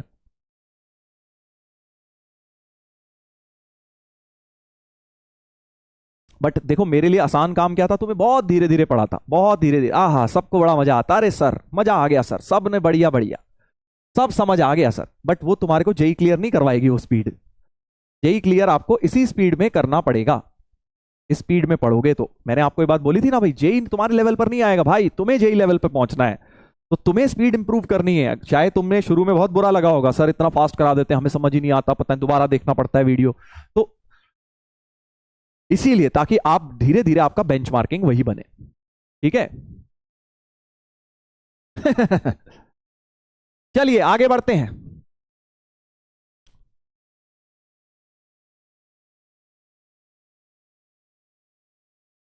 अब हम आते हैं रोटेशन ऑफ एक्सिस पर। अभी हमने क्या किया, शिफ्टिंग ऑफ ओरिजिन किया बेटा, जिसमें एक्सिस को हमने बस पैरेलली उठा के रख दिया। अब हम क्या कर रहे हैं, ओरिजिन तो वहीं रख रहे हैं, ओरिजिन तो वहीं रख रहे हैं, बस एक्सिस को रोटेट कर दे रहे हैं। ध्यान से सुनना भैया, बहुत मजा आने वाला है इधर, बहुत ज्यादा मजा आने वाला है, बस, और कंफ्यूजन भी उतना ही होने वाला है। ये मान लीजिए हमारी पुरानी एक्सिस थी, नई एक्सिस को हमने इस प्रकार से कुछ रोटेट कर दिया, keeping origin there itself. Origin वहीं का वहीं है भाई, ओरिजिन से छेड़छाड़ नहीं करी है हमने। पिछली बार हमने ओरिजिन को घुमा दिया था, एक्सिस को सीधा रखा था। इस बार हमने एक्सिस को घुमा दिया, ओरिजिन को वहीं रखा है।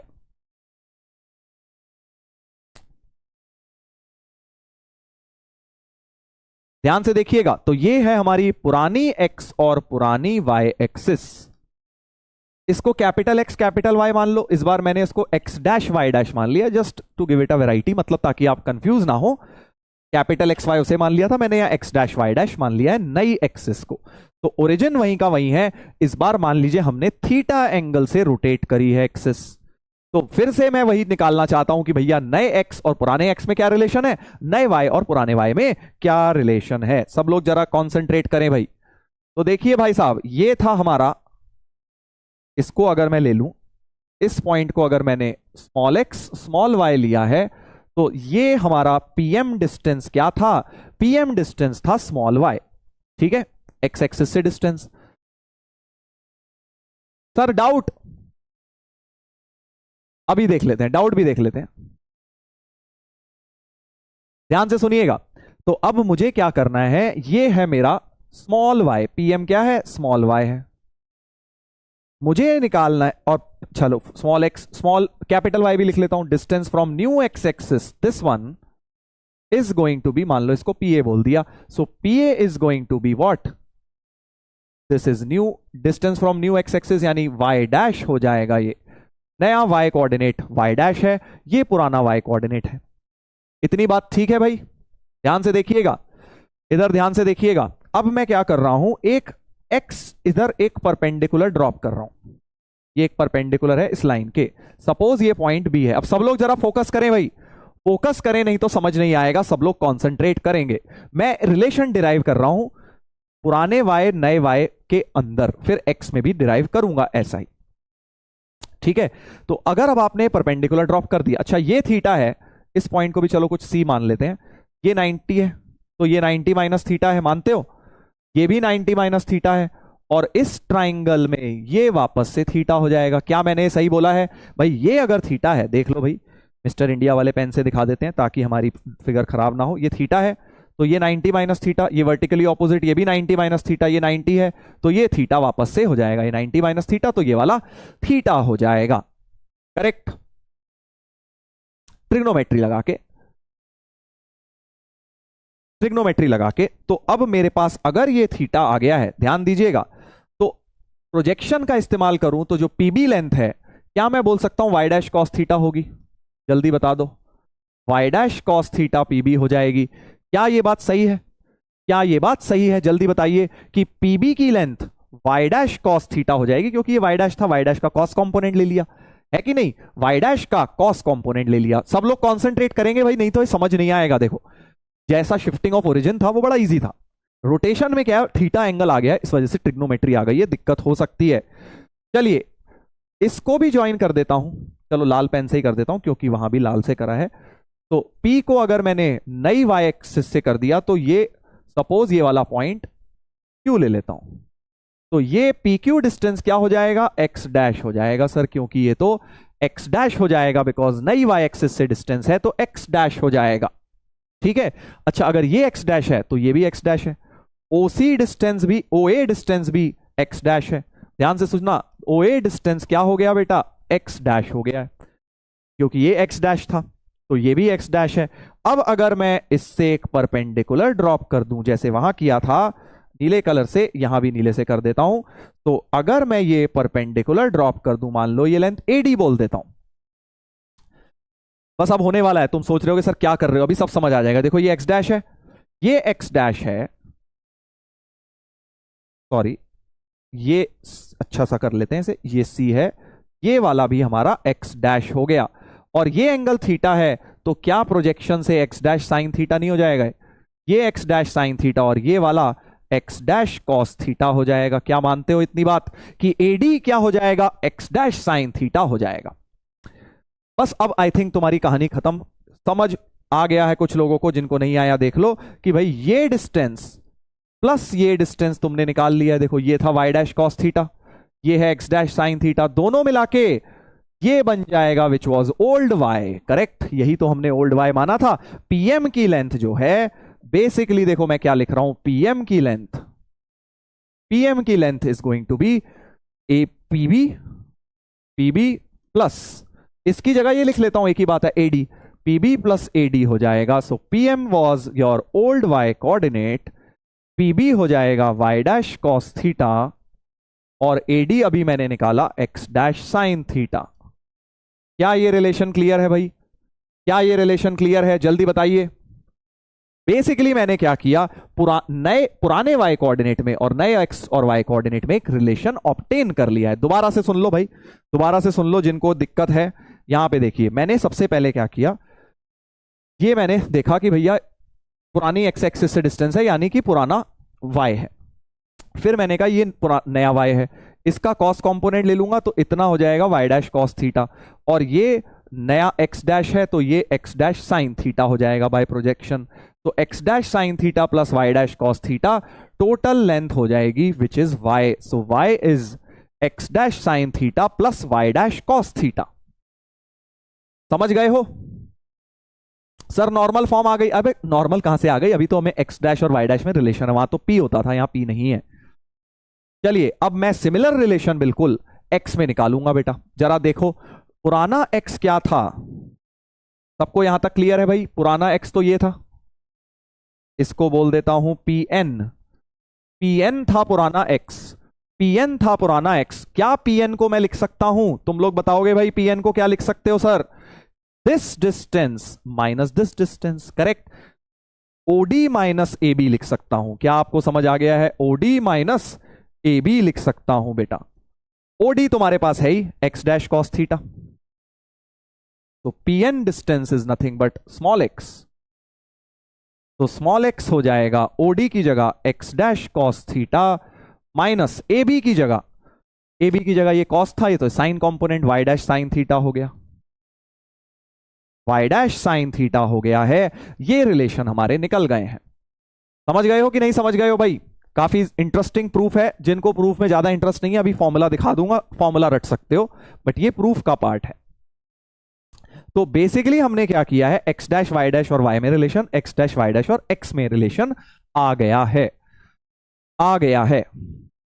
फिर से सुन लो ये कैसे आया। x वाला देखो, मिस्टर इंडिया वाले पेन से दिखा देते हैं आपको। ये हमारा x है पुराना, इस x को लिख लिया this total minus this much, ठीक है ना। ये दिस टोटल तो है x डैश कॉस, और इतना लेंथ AB का लेंथ जो y डैश का साइन थीटा वाला कंपोनेंट हो जाएगा। y डैश कॉस ये वाला था तो y डैश साइन ये वाला हो जाएगा। सो y डैश साइन माइनस कर दिया x डैश कॉस में से।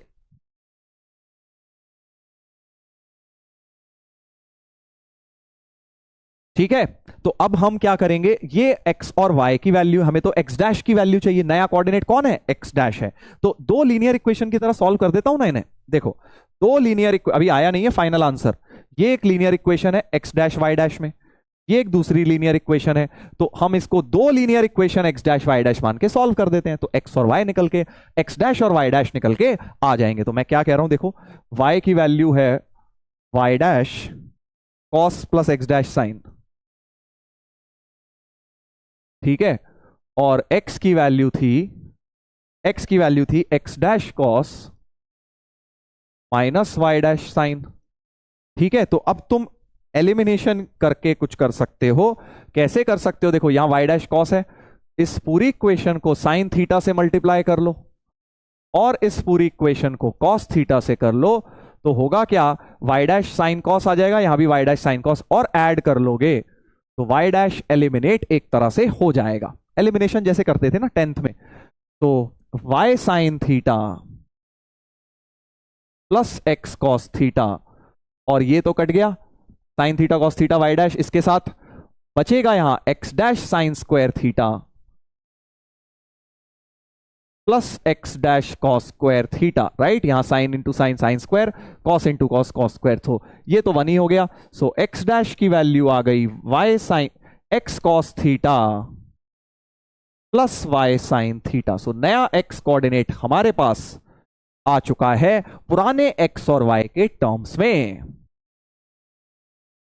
ठीक है, तो पुराने एक्स और वाई के टर्म्स में नया एक्स कोऑर्डिनेट आ गया है। अब बिल्कुल ऐसे ही जैसे मैंने वाई डैश एलिमिनेट किया, आप एक्स डैश भी एलिमिनेट कर सकते थे। फिर से लिख लेता हूं दोनों इक्वेशन।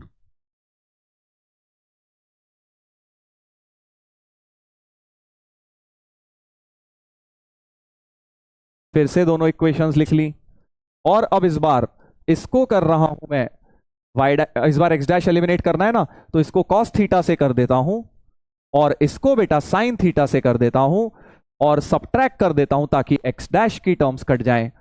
तो y cos theta minus X sine theta, y dash cos square plus y dash sine square, तो y डैश ही बच जाएगा। सो y डैश की वैल्यू आ गई y cos theta minus X sine theta. तो कहने का मतलब ये है, या तो सीधे ये लर्न कर लो भाई दो रिलेशंस, ये रिलेशंस आप लर्न कर लीजिए, देख लीजिए यही लिखे हुए हैं, X dash is X cos theta plus Y sine theta, X cos theta plus Y sine theta, Y dash is minus X sine theta plus Y cos theta. ये देख लो दो रिलेशंस यही आ गए हैं बेटा। ठीक है, तो फाइनल समरी बस ये है इस पूरे पेज की। जिनको प्रूफ में इंटरेस्ट नहीं है, जो ऊपर ऊपर से पढ़ते हैं, करना तो देखो प्रूफ समझना चाहिए, वैसे तो प्रॉपर समझना अच्छी बात है, बट जिन्हें बस याद करना है भैया ये रिलेशन याद कर लो, ये मैंने प्रूफ करके दिखा दिए, वरना आप कहते सर कहां से आ गए। तो ये है रोटेशन ऑफ एक्सिस के रिलेशन। शिफ्टिंग ऑफ ओरिजिन के बहुत इजी से थे, है ना, X equal to capital x equal to small x minus A, capital Y equal to small Y minus B. But rotation के थोड़े से अजीब से रिलेशन है, कोई बात नहीं, बट ये रिलेशन है, ये है नए एक्स की वैल्यू नए वाई की, ये है पुराने एक्स पुराने वाई की, दोनों आप याद रख सकते हैं, दोनों कई बार काम आ जाते हैं। This is old X Y in terms of new X dash Y dash, this is new X Y in terms of old X and Y. चलिए अब जरा क्वेश्चन पे देख लेते हैं, इस पे कैसा बनता है क्वेश्चन, इसका कैसे बनता है। उसके बाद एक बड़ी प्यारी चीज बताऊंगा तुम्हें। सर पहले बता दो प्यारी चीज, नहीं बाद में बताऊंगा, पहले तो क्वेश्चन बनता है। इधर देखिएगा, when the axis are turned through an angle of tan inverse 2, मतलब इस बार जो एंगल है रोटेट करने का उसका tan थीटा 2 है, tan थीटा 2 है, स्टैंडर्ड एंगल नहीं है बट ठीक है tan थीटा 2 है। दिस इक्वेशन बिकम्स, मतलब इसकी क्या करनी है, नई इक्वेशन बनानी है। ध्यान से सुनना भाई, ये क्या है, पुरानी इक्वेशन। मैंने तुम्हें एक ही बात बोली है, शिफ्टिंग ऑफ ओरिजिन और रोटेशन ऑफ एक्सिस में पुराने और नए का फर्क रखना है। ये क्या है, पुरानी, और निकालनी क्या है, नई, न्यू हमें निकालनी है। न्यू का मतलब होता है एक्स डैश वाई डैश में रिलेशन, क्योंकि अब मैंने एक्स डैश वाई डैश लिए हैं, राइट। सो न्यू का मतलब क्या है, न्यू का मतलब है X dash and Y dash में रिलेशन। और ये जो दिया है, ये क्या दिया है, ये पुराने एक्स वाई में रिलेशन दिया है। तो क्या अब आप निकाल सकते हो, क्या अब आप निकाल सकते हो नई इक्वेशन। पुराने एक्स और पुराने वाई की वैल्यू डाल दो। देखो पुराना एक्स और पुराना वाई मतलब ये वाले डालेंगे दोनों, नीचे वाले नहीं, ये तो नए एक्स नए वाई हैं, हमें पुराने एक्स पुराने वाई डालने हैं।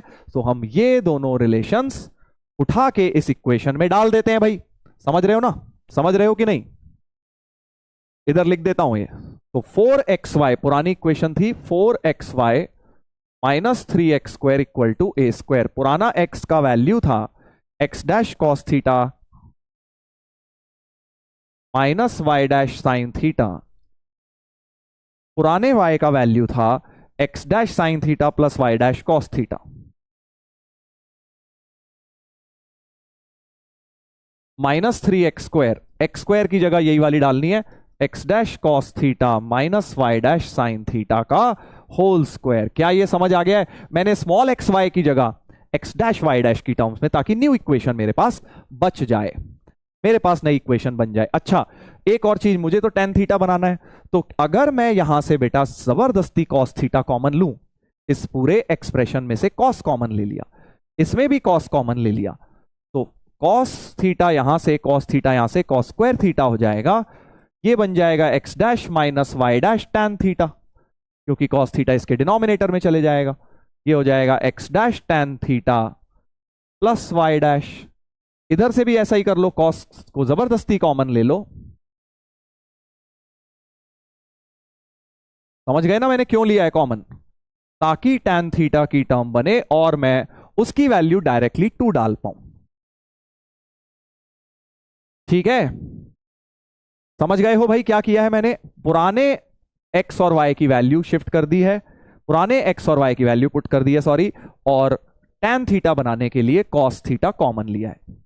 अब इनमें से भी cos स्क्वायर और cos स्क्वायर कॉमन बाहर निकाल सकते हो, तो cos स्क्वायर थीटा बाहर 4x dash minus 2y dash हो जाएगा, tan थीटा की जगह 2, और 2x dash plus Y dash -3, cos square तो कॉमन ले चुका हूं, x dash minus 2y dash का होल स्क्वायर। देख लीजिए भाई क्या ये सही है?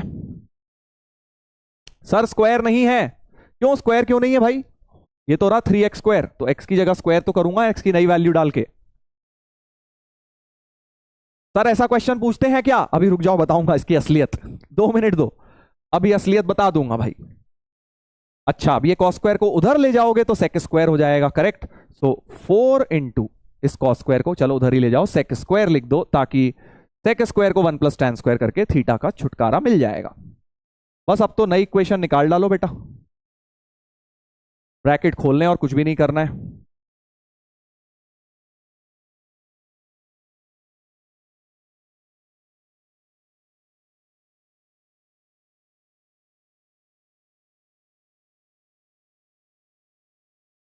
sec स्क्वायर को लिख दिया 1 plus tan square, tan theta की जगह 2, तो हमारे पास आ गया, देखो कितना आ गया, 8x dash square plus minus 12x dash Y dash minus 8y dash square minus 3x dash square minus 12y dash square plus 12x dash Y dash equal to 5a square. मजा ही आ गया भाई। तो x डैश स्क्वायर बच गया 5, -8 minus 12 बन गया -20, और इक्वल टू 5a स्क्वायर, ऐसा कुछ बन रहा है भाई। 5 भी काट दीजिए, so x dash square minus 4y dash square equals to a square. इस प्रकार का कुछ बन गया है, इस प्रकार का कुछ बन गया है, ठीक है। x dash square minus 4y dash. अब तुम कहोगे सर ऑप्शन में तो x और y दिया है, उससे क्या फर्क पड़ता है? वो तो हमने अपनी नॉलेज के लिए अलग रखा ना, x डैश y डैश। बाद में आप नई एक्सेस को भी x y से रिप्लेस कर दीजिए, तो नई इक्वेशन में आप फिर से उसको x और y से ही रिप्लेस कर दो, कोई फर्क थोड़ी पड़ता है। वो तो हमने क्वेश्चन में कंफ्यूजन ना हो इसलिए ऐसा कर दिया। So x square minus 4y square equal to a square. देखोगे एक हाइपरबोला की इक्वेशन बन गई है b, ठीक है। अब तुम सोच रहे होगे कि सर क्या बताने वाले थे आप, सर जरा जल्दी बताइए ना। तो देखो भाई, रोटेशन ऑफ एक्सिस जेई के सिलेबस में मेंशन नहीं है, ठीक है, जेई के सिलेबस में। सो फिर कर क्यों रहे हैं? नहीं, शिफ्टिंग ऑफ ओरिजिन तो है, शिफ्टिंग ऑफ ओरिजिन है, but rotation of axis axes इस पे डायरेक्ट क्वेश्चन कभी आया नहीं है। बट कर इसलिए रहे हैं बेटा क्योंकि कई एडवांस लेवल के क्वेश्चन में इलिप्स हाइपरबोला में बन सकता है। आया नहीं है इस पे रोटेशन पे क्वेश्चन कभी भी, रोटेशन ऑफ कोऑर्डिनेट एक्सिस पर जहां ये थीटा वगैरह यूज हो नहीं आया है। एक बार आया था बहुत पहले, उसमें ये यूज ही नहीं हो रहा था, कुछ और यूज हुआ था, तो इसलिए ये सिलेबस में नहीं है। बट फिर भी बता दिया है मैंने आपको, कहीं कोऑर्डिनेट में कहीं काम आ जाए आगे किसी भी एक एडवांस लेवल के क्वेश्चन में, तो हमें पता होना चाहिए ये रिलेशन होते हैं, ठीक है। सर पता था। मेंस और एडवांस दोनों के सिलेबस में मेंशन नहीं है rotation of coordinate axis, but कुछ बुराई नहीं है, एक रिलेशन बस याद कर लो। प्रूफ नहीं स्किप करना चाहते हो कर लो, मैं नहीं बोलूंगा प्रूफ इंपॉर्टेंट है, आप इसको बस रिलेशन याद कर लो, उतना भी इनफ है। Thank you sir. बाद में बताया, देखो बाद में इसीलिए बताया ना, शुरू में बताया था ना, कोई कॉन्सेंट्रेट नहीं करता। अब 10 मिनट पढ़ लिया तुमने, तुम्हें लगा अरे भाई आईआईटी के सिलेबस में है, जरूर काम आएगा कहीं ना कहीं, तो फिर भी बता दिया है मैंने, ठीक है। तो अब बिल्कुल ऐसा ही सवाल एक होमवर्क में लगा लेना। Mixed term X Y is removed. अच्छा चलो इसको पहले मैं तुम्हें इस तरह का एक लिखवा देता हूं, फिर ये वाला होमवर्क में दूंगा। इधर देखिए सेकंड क्वेश्चन, बस 2 ही करेंगे, इस पे ज्यादा नहीं, एक ये वाला लास्ट कर रहा हूं, फिर एक होमवर्क दूंगा।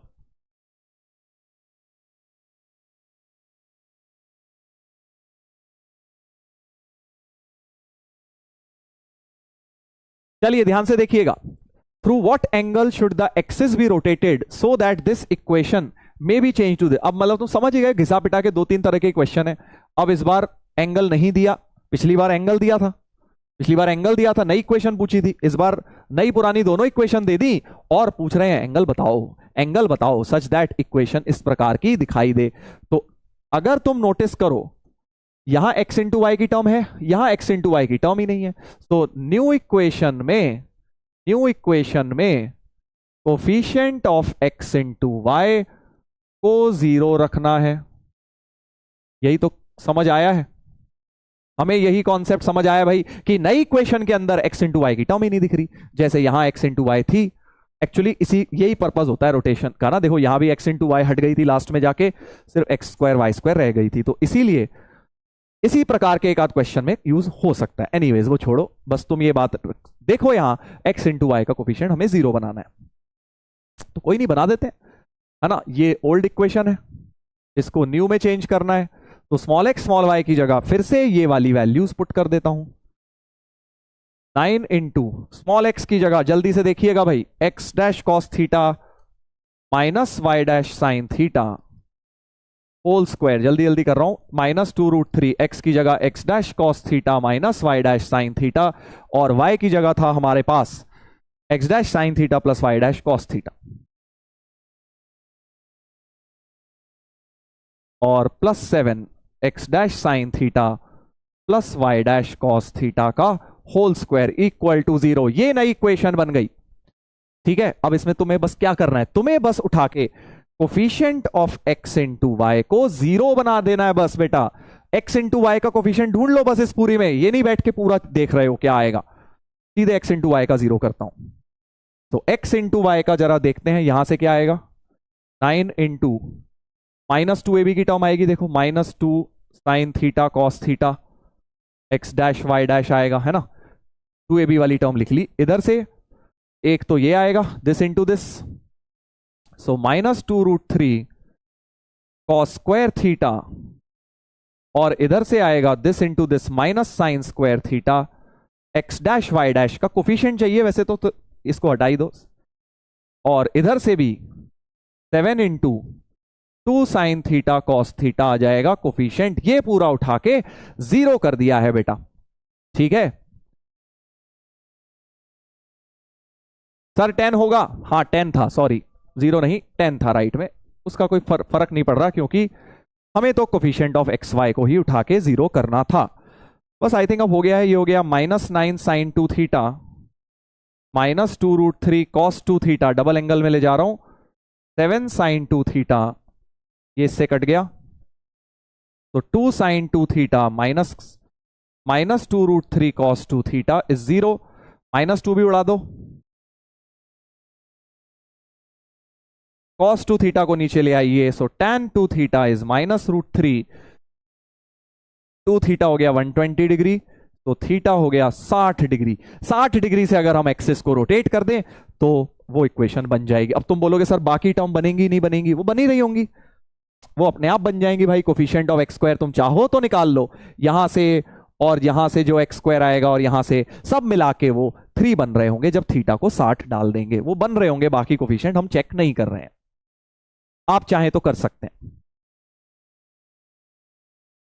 ठीक है, तो ये सेम सवाल एक तुम्हें होमवर्क के लिए दे रहा हूं, देखो mix term of X into Y to remove from the general equation, one should rotate axis through an angle of theta, tan 2 theta निकालना है। जैसे यहां tan 2 थीटा आया था, बिल्कुल ऐसे ही सेम आपकी प्रैक्टिस के लिए ये होमवर्क हो गया। बाकी डीपीपी में थोड़े से डाल दिए हैं मैंने, वहां से भी आप रोटेशन के कुछ सवाल कर सकते हैं। देखो यार हर चीज में ना ये मत देखा करो, कुछ लोग कह रहे हैं सर बोरिंग है, सर बोरिंग है। अरे भाई बोरिंग है, मैं भी जानता हूं यार बोरिंग है, सीधे फॉर्मूला लगा लगा के पुट कर रहे हैं हम, वैल्यू पुट कर रहे हैं, कुछ नहीं इसमें दिमाग लगा रहे। पर हर चीज में तू चाहता है तेरे को A1 लेवल का दिमाग लगाना है, हर एक टॉपिक ऐसा नहीं होता बेटा जेई के लिए, कुछ चीजों में घिसाई कर करके ही लाने पड़ते हैं नंबर। तो कोऑर्डिनेट ज्योमेट्री में तुम्हें पहले ही बता चुका हूं, इसमें कुछ टॉपिक तो बड़े इंटरेस्टिंग है, जैसे उस दिन हमने इमेज वगैरह पढ़ा, बड़े इंटरेस्टिंग लगे, है ना। अब अगला वैसे ही आ रहा है, देख लो, ये वाला बोरिंग था थोड़ा, अगला बहुत जबरदस्त है। इसलिए जितना दिमाग है बेटा बचा के रखा था जो आज की क्लास में, तो अब सारा इस्तेमाल करने का समय आ चुका है। ध्यान से देखिएगा, मैंने आपको एक बात बोली थी कि सारी फॉर्म्स ऑफ लाइन मैंने करा दी है, बस एक फॉर्म रह गई है, parametric form of straight line. ये ऑब्जेक्टिव में समझ लो, कोऑर्डिनेट ज्योमेट्री में वरदान है हमारे लिए, ब्रह्मास्त्र की तरह काम करेगा, बहुत सारे क्वेश्चन को 2 लाइन में सॉल्व कर देगा। ठीक है, अब ध्यान से सुनेंगे भाई, ध्यान से सुनेंगे सब लोग। सर डाउट्स, चलो डाउट भी देख लेते हैं भैया। तुम मेरी आत्मा सुखाना चाहते हो ना, कोई नहीं। सर निक्की सर जा रहे हैं निक्की नाम हो गया क्या उनका, निखिल सर से नाइस सर जी। सर इस चैप्टर का पीवाईक्यू करते समय 20-25 मिनट लग जाते हैं तो टाइम, भाई हाँ ये तो है इसमें, क्योंकि इसमें क्या है कि कैलकुलेशन बहुत होती है ना इस चैप्टर में। Sir how cos two theta, अरे भाई कम से कम नाम की तो इज्जत रख ले भाई, हैं इतने भी फॉर्मूले नहीं लर्न कर रखे। Cos square theta minus sine square theta क्या होता है, कॉस टू थीटा होता है भाई, ऐसे ना काम कर बेटा। सर जी ये कॉन्सेप्ट रोटेशन में भी लिंक रहेगा, नहीं नहीं नहीं फिजिक्स का रोटेशन अलग है, वहां एक्सिस नहीं रोटेट होंगी, वहां स्फीयर रोटेट होगा, ठीक है, टायर रोटेट होगा वहां। सर आपको पता है हमको आपसे इतना समझ में क्यों आता है, लड़कों का फॉर्मूला है भाई, बोलो करने का तो करने का, भाई बोला पढ़ने का तो पढ़ने का, हम आपको भाई और दोस्त समझते हैं, ये रीजन है हमको अरे वाह वाह बेटा क्या बात है, मजा आ गया भाई। युवराज भाई हम भी भाई तुम्हें भाई समझते हैं। Sir my mother is sick which I am not able to continue studies, I don't know what to do right now, please help me. अब बेटा देखो यार, ये तो यार अब मैं क्या बोलूं इसमें, लाइफ में देखो परेशानियां तो आती रहती हैं जाती रहती हैं। अब दिक्कत है, कोई लाइफ में प्रॉब्लम है, मम्मी की तबीयत ठीक नहीं है, तो मैं तो ये बोलूंगा अगर समय अलाउ कर रहा है तो पढ़ लो, समय ही नहीं है, मम्मी की ध्यान रखने में सारा समय जा रहा है, फिर तो पढ़ाई उससे ज्यादा इंपॉर्टेंट नहीं है बेटा, पहले तो मम्मी की हेल्थ है। बट अगर समय बच रहा है तो उसमें ओवर थिंकिंग करने की जगह अपनी पढ़ाई में ध्यान दीजिए। ये सोचिए कि मदर तो आपकी यही चाहेंगी कि आप पढ़ें, ठीक है। प्रैक्टिस शीट दे दो सर, दिवाली गिफ्ट पहुंचा दें क्या आपकी तरफ से, हैं जल्दी बता दो, क्या दिवाली गिफ्ट पहुंचा दें, स्ट्रेट लाइन का असाइनमेंट, जल्दी बताइएगा जरा किस किस को दिवाली गिफ्ट चाहिए, हाँ जल्दी बताओ भाई। सर हमें तो अनार फुलझड़ी चाहिए थी, बेटा पटाखे फोड़ने से बढ़िया है कि क्वेश्चन फोड़ लो, है कि नहीं जेई लेवल के क्वेश्चन फोड़ो, ज्यादा बढ़िया रहेगा, प्रदूषण भी नहीं होगा एनवायरनमेंट में, और चोट लगने का भी डर नहीं है। फिजिकल चोट, मेंटल चोट लग सकती है सवालों को देख के, वो अलग बात है यस सर हमें चाहिए, ठीक है मिल जाएगा, एक फुलझड़ी और एक अनार ऊपर बना होगा और तुम्हें असाइनमेंट मिल जाएगा। देखो भाई ये सब डाउट आ रहे हैं तुम्हारे, ये क्या पूछ रहे हो भाई, ये पीएनसी के डाउट प्लीज सर क्लियर, हाँ अभी यही तो करने बैठा हूं बेटा, मैं लाइव में आके तेरे पीएनसी के डाउट तो क्लियर करूंगा। सर 64 के कैसे हुआ समझ नहीं आया, ये बेटा जो भी तुम्हारा नाम है ना इतना बड़ा मिस्टर SPR आप बेटा पिछली क्लास अटेंड करें, समझ गए, वहां से आपको समझ आएगा। A-64 कैसे आया अंकित पंडित जी, लगता है गुड्डू पंडित के रिश्तेदार हैं आप, जो आप पढ़ाई नहीं कर रहे हैं, उन सब कामों में लगना चाह रहे हैं। मजाक कर रहा हूं भाई, असली में ले ले। Sir please give only idea of vector equation of lines by coordinate I struck, अरे भाई ये कहां हाई फाई चीजें पूछ रहा है, vector equation of line 12th में आएगी, अभी नहीं 12th में आएगी, अभी नहीं, समझ गए सर बंद कर दो इसको, मैं भी यही सोच रहा हूं बेटा कि ये कॉमेडी बॉक्स को बंद कर देते हैं, डाउट सेक्शन की जगह कॉमेडी सेक्शन ज्यादा हो रहा है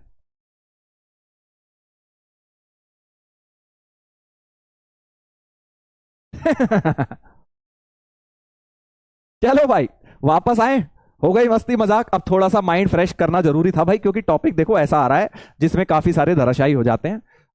अब सबका माइंड फ्रेश हो गया है, 2-4 मिनट के जोक करके, है ना, गुड्डू पंडित का नाम सुन के सारे लोटपोट हुए पड़े हैं, ओ सर आप भी हमारी तरह ही हैं इधर देखिए भाई, इधर देखिएगा,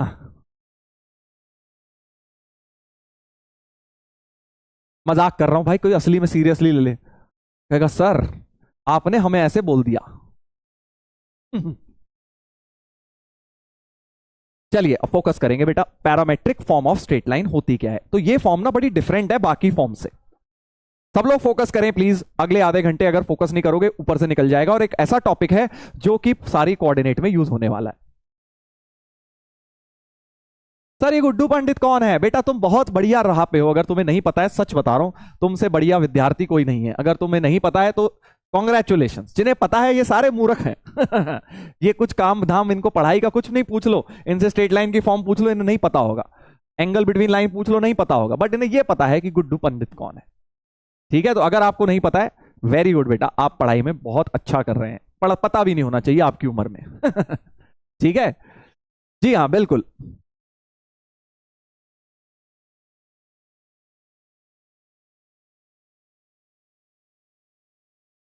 अरे यार, एक मूवी टीवी सीरीज में एक कैरेक्टर है यार, जिससे ये बहुत ज्यादा अपने आप को रिलेट करते हैं आजकल के बच्चे।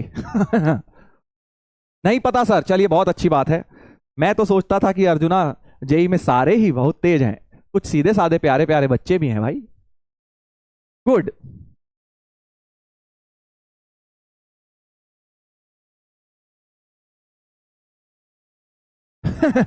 चलो बेटा फोकस करेंगे। Parametric form of straight line क्या होती है? देखो अभी तक जो तुमने स्ट्रेट लाइंस की फॉर्म पढ़ी है, जैसे तुमने एक पढ़ी है y is equal to m x plus c, a x plus b y plus c, बहुत सारी फॉर्म्स पढ़ी है ना, x by a plus y by b equal to c और इक्वल टू वन, है ना। बहुत सारी फॉर्म्स पढ़ी हैं अलग अलग, point slope form, two point form, normal form. वो सब में एक खासियत थी, वो एक डायरेक्ट रिलेशन था एक्स और वाई में। एक्स और वाई में रिलेशन है, देखो ये भी एक्स वाई में रिलेशन है, ये भी एक्स वाई में रिलेशन है, ये भी एक्स वाई में। But parametric form indirect relation है एक्स एंड वाई में, इनडायरेक्ट रिलेशन, इसीलिए डिफरेंट है between x and y. Basically x in terms of some parameter आएगा। पैरामीटर क्या है? जैसे कुछ भी वेरिएबल मान लो, तो x in terms of some variable आएगा, y in terms of same variable आएगा, तो एक्स और वाई में एक तरह से इनडायरेक्ट रिलेशन हो गया, करेक्ट। तो उसको हम बोलते हैं parametric form of straight line, जब एक्स और वाई में इनडायरेक्ट रिलेशन होगा। ध्यान से सुनिएगा। तो अब इनडायरेक्ट रिलेशन क्या होता है? बेसिकली अगर जो हमारी लाइन है, सब लोग सामने देखेंगे भाई, लाइन के ऊपर एक पॉइंट दिया गया होगा,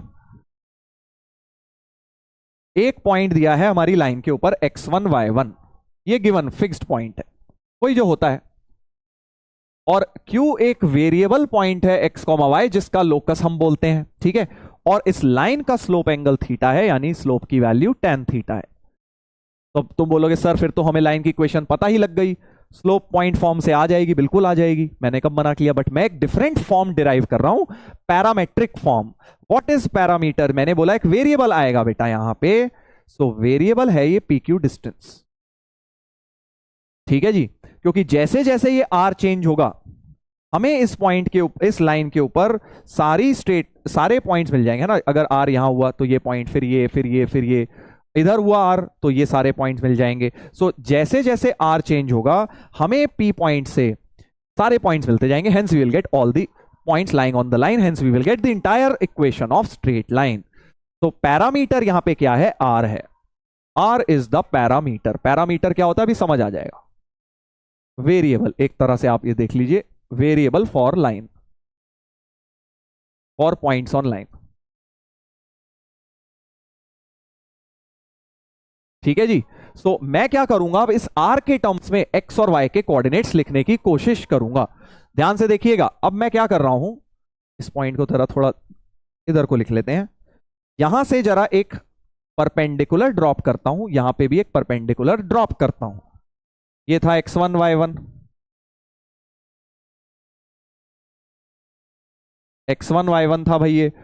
अगर इस पॉइंट को R बोल देता हूं, तो ये ट्राइंगल राइट एंगल्ड है PQR, क्योंकि मैंने परपेंडिकुलर्स ड्रॉप करे हैं। ये थीटा है तो ये भी थीटा है, करेक्ट। तो अगर अब मैं आपसे बोलूं PR की लेंथ क्या हो जाएगी, जल्दी बताओ। तुम बताओगे मुझे PR की लेंथ क्या क्या लिख सकते हो? PR की लेंथ क्या क्या हो जाएगी बेटा, सोच के बता मेरे प्यारे लाल।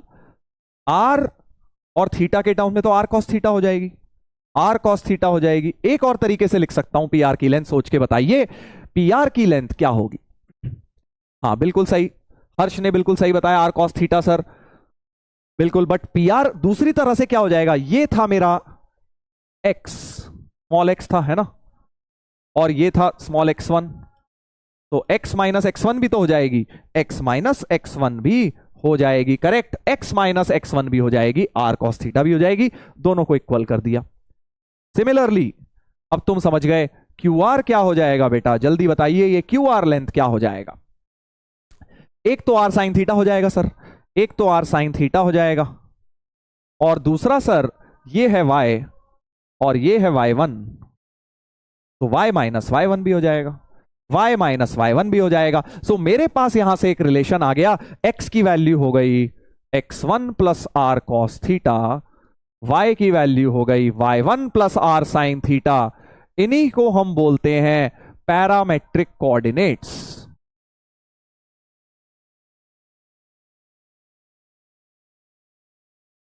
Parametric coordinates of any point x comma y lying at a distance of r units from fixed point x1 y1, from fixed point x1 y1। तो ये एक इनडायरेक्ट रिलेशन आ गया, क्योंकि x in terms of r आ गया, y in terms of r आ गया। अभी sir इसका मतलब क्या है, क्या काम आएगा, सब समझ आएगा, ठीक है। ये है पैरामेट्रिक कोऑर्डिनेट जो आपको लर्न करने हैं। और पैरामेट्रिक इक्वेशन क्या हो जाएगी, r की वैल्यू इक्वेट कर दो। सो जैसे यहां से आ जाएगा x minus X one upon cos theta, y minus Y one upon sine theta, दोनों की वैल्यू r हो जाएगी इन रिलेशन से। देखो x minus X one upon cos theta, y minus Y one upon sine theta equal to r। इसको हम बोलेंगे parametric form of straight line. जैसे मर्जी याद कर लो, ऐसे कर लो, ऐसे कर लो, एक ही बात है, ठीक है। तो अब इसका काम क्या है, तो आपने देखा ये एक इनडायरेक्ट रिलेशन आ गया, x in terms of r है, y in terms of r है। ये डायरेक्ट रिलेशन मैंने वापस से क्रिएट कर दिया है, r के टर्म्स में है। r is the parameter and what is r? Geometrically r represents this variable distance. तो जैसे जैसे r चेंज होगा, r जैसे जैसे चेंज होगा, हमें जैसे r यहां है तो ये पॉइंट, फिर ये पॉइंट, फिर ये पॉइंट, सारे पॉइंट मिलेंगे। इधर भी r आएगा तो सारे पॉइंट्स मिलते जाएंगे। सो collection of all the points will give you the equation of straight lines, ठीक है। तो अब जरा इसको देखते हैं लगाएंगे कैसे, कैसे लगाया जाएगा सर, ये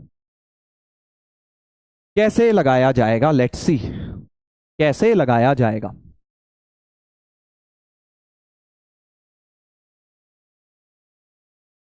सिमेट्रिकल फॉर्म भी बोल सकते हैं, बिल्कुल इसी को सिमेट्रिकल फॉर्म भी हम बोल सकते हैं। चलिए तो देखते हैं क्वेश्चन में कैसे लगेगा। तो जब भी आपको ये पैरामेट्रिक कोऑर्डिनेट्स मैंने यहां पूरा लिख दिया है, जो भी थ्योरी की चीजें हैं, जो मैंने अभी लिखा था x1 y1। अच्छा ये क्या है, सब चीजों के नाम पता होने चाहिए तुम्हें। x1 y1 क्या था, फिक्स्ड पॉइंट था, फिक्स्ड पॉइंट जहां से हम डिस्टेंस r पे x, y वेरिएबल पॉइंट लिख रहे हैं। r क्या है, डिस्टेंस, थीटा क्या है, उनका स्लोप एंगल, स्लोप एंगल या आप ये कह लीजिए इंक्लिनेशन एंगल, क्योंकि थीटा क्या है, इस लाइन का स्लोप एंगल है, राइट। चलिए तो अब सवाल में देखते हैं कैसे लगेंगे ये चीजें। इधर देखिएगा, तो सवाल में पैरामेट्रिक फॉर्म का वहां इस्तेमाल होगा जहां जहां, देखो मैंने तुम्हें आज एक बात बोली, पैरामेट्रिक फॉर्म हमारे क्वेश्चन को 2 लाइन में सॉल्व करवा देगा। क्वेश्चन बिना पैरामेट्रिक से भी हो जाएगा, जहां तुम्हें 10 लाइन लगने वाली होंगी वहां ये 2 लाइन में सॉल्व कर देगा। ये एनसीईआरटी में नहीं दिया गया है, तो कई सारे क्वेश्चंस हमारे जेई लेवल के इसमें बहुत फास्ट सॉल्व होते हैं। उसको तुम्हें पता कैसे लगेगा, सर पैरामेट्रिक लगाना है जब भी whenever distance from a fixed point is asked, या तो ऐसा हो सवाल में कि यार इस फिक्स पॉइंट से डिस्टेंस निकालो, ठीक है, या किसी फिक्स पॉइंट से डिस्टेंस गिवन होगा। बहुत इंपॉर्टेंट स्टेटमेंट बोल रहा हूं ये मैं, किताबों में नहीं मिलेगा तुम्हें, कि पैरामेट्रिक फॉर्म लगाते कब है, जब एक फिक्स पॉइंट से ना डिस्टेंस पूछा जाए या दिया गया हो, पूछा जाए या दिया गया हो, इन दोनों में से कुछ भी हो तो तुम पैरामेट्रिक लगाने की कोशिश करोगे, जैसे अब बहुत सारे क्वेश्चंस में हम लगाने की कोशिश करेंगे, ठीक है। ध्यान दीजिएगा, ध्यान दीजिएगा कैसे मैं लगाऊंगा। देखो पहले find the distance of 2,3 from the line this. एक पॉइंट 2,3 का एक लाइन से डिस्टेंस निकालना है भाई, परपेंडिकुलर डिस्टेंस नहीं निकालना है। देखो हमने परपेंडिकुलर डिस्टेंस का तो फॉर्मूला सीखा हुआ है, डिस्टेंस जो निकालना है वो इस तरीके का निकालना है कि it is parallel to some line measured parallel to y equal to X. तो मतलब y इक्वल टू एक्स के पैरेलल जो डिस्टेंस है ये PQ डिस्टेंस। देखो वैसे परपेंडिकुलर डिस्टेंस का तो फॉर्मूला होता है डायरेक्ट, याद है ना, बट हमें परपेंडिकुलर ना निकालते हुए कोई टेढ़ा डिस्टेंस निकालना है which is parallel to y equal to X, ठीक है।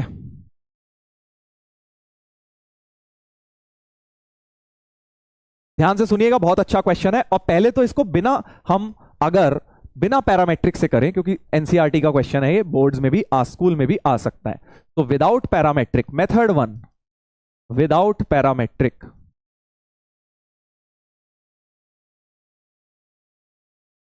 जल्दी बताइएगा।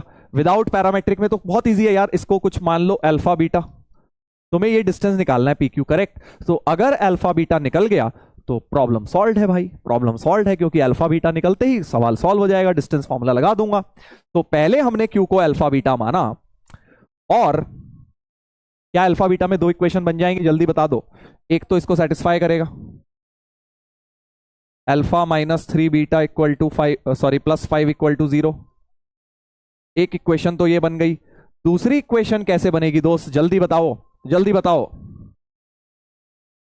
हाँ वेरी गुड, स्लोप पैरेलल है, पैरेलल है तो स्लोप बराबर है। इसकी स्लोप 1 है, इसकी स्लोप तो 1 है, y इक्वल टू एक्स की स्लोप 1 है, तो इसकी भी 1 होगी। So beta minus 3 upon alpha minus 2 भी 1 हो जाएगी। टू इक्वेशन टू अननोन्स, प्यार से क्वेश्चन सॉल्व हो जाएगा।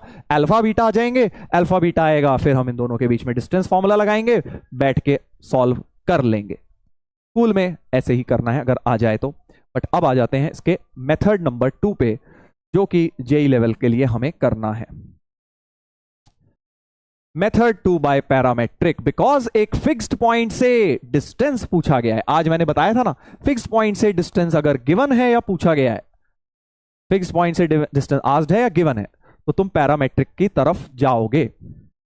अब देखना कितनी जल्दी आएगा आंसर। अभी इसको देख रहे हो ना कितना लेंथी है, अभी दो इक्वेशन सॉल्व करोगे, फिर अल्फा बीटा आएगा कुछ, फिर अल्फा बीटा और इसके बीच में डिस्टेंस, मतलब है लेंथी अपने आप में। अभी 2 लाइन में आंसर आने वाला है, इधर देखिए। तो हम क्या करेंगे, राइट पैरामेट्रिक कोऑर्डिनेट्स,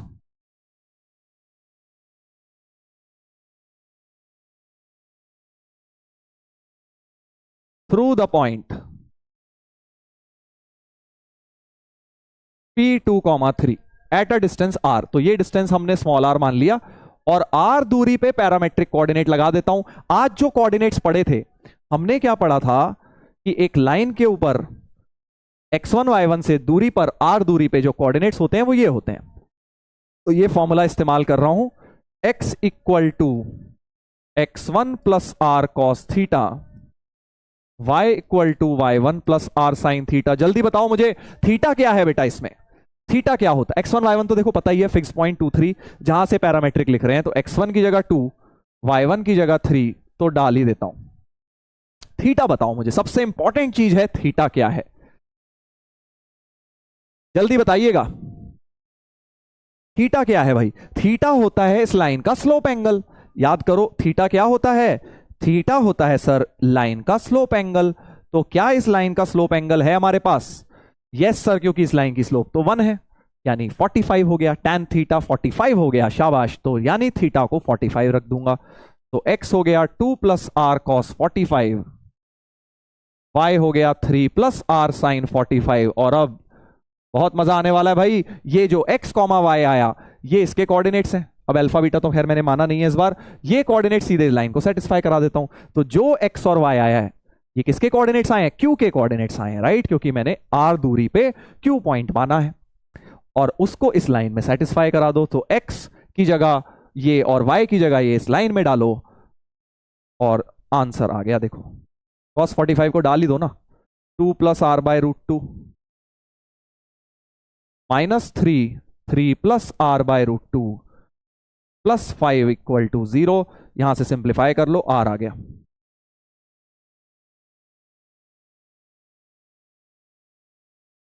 तो ये कितना हो गया, 5 6 7 minus 2 equal to 2r by root 2, यानी r की वैल्यू कितनी आ गई बेटा, माइनस रूट 2 आ गई है।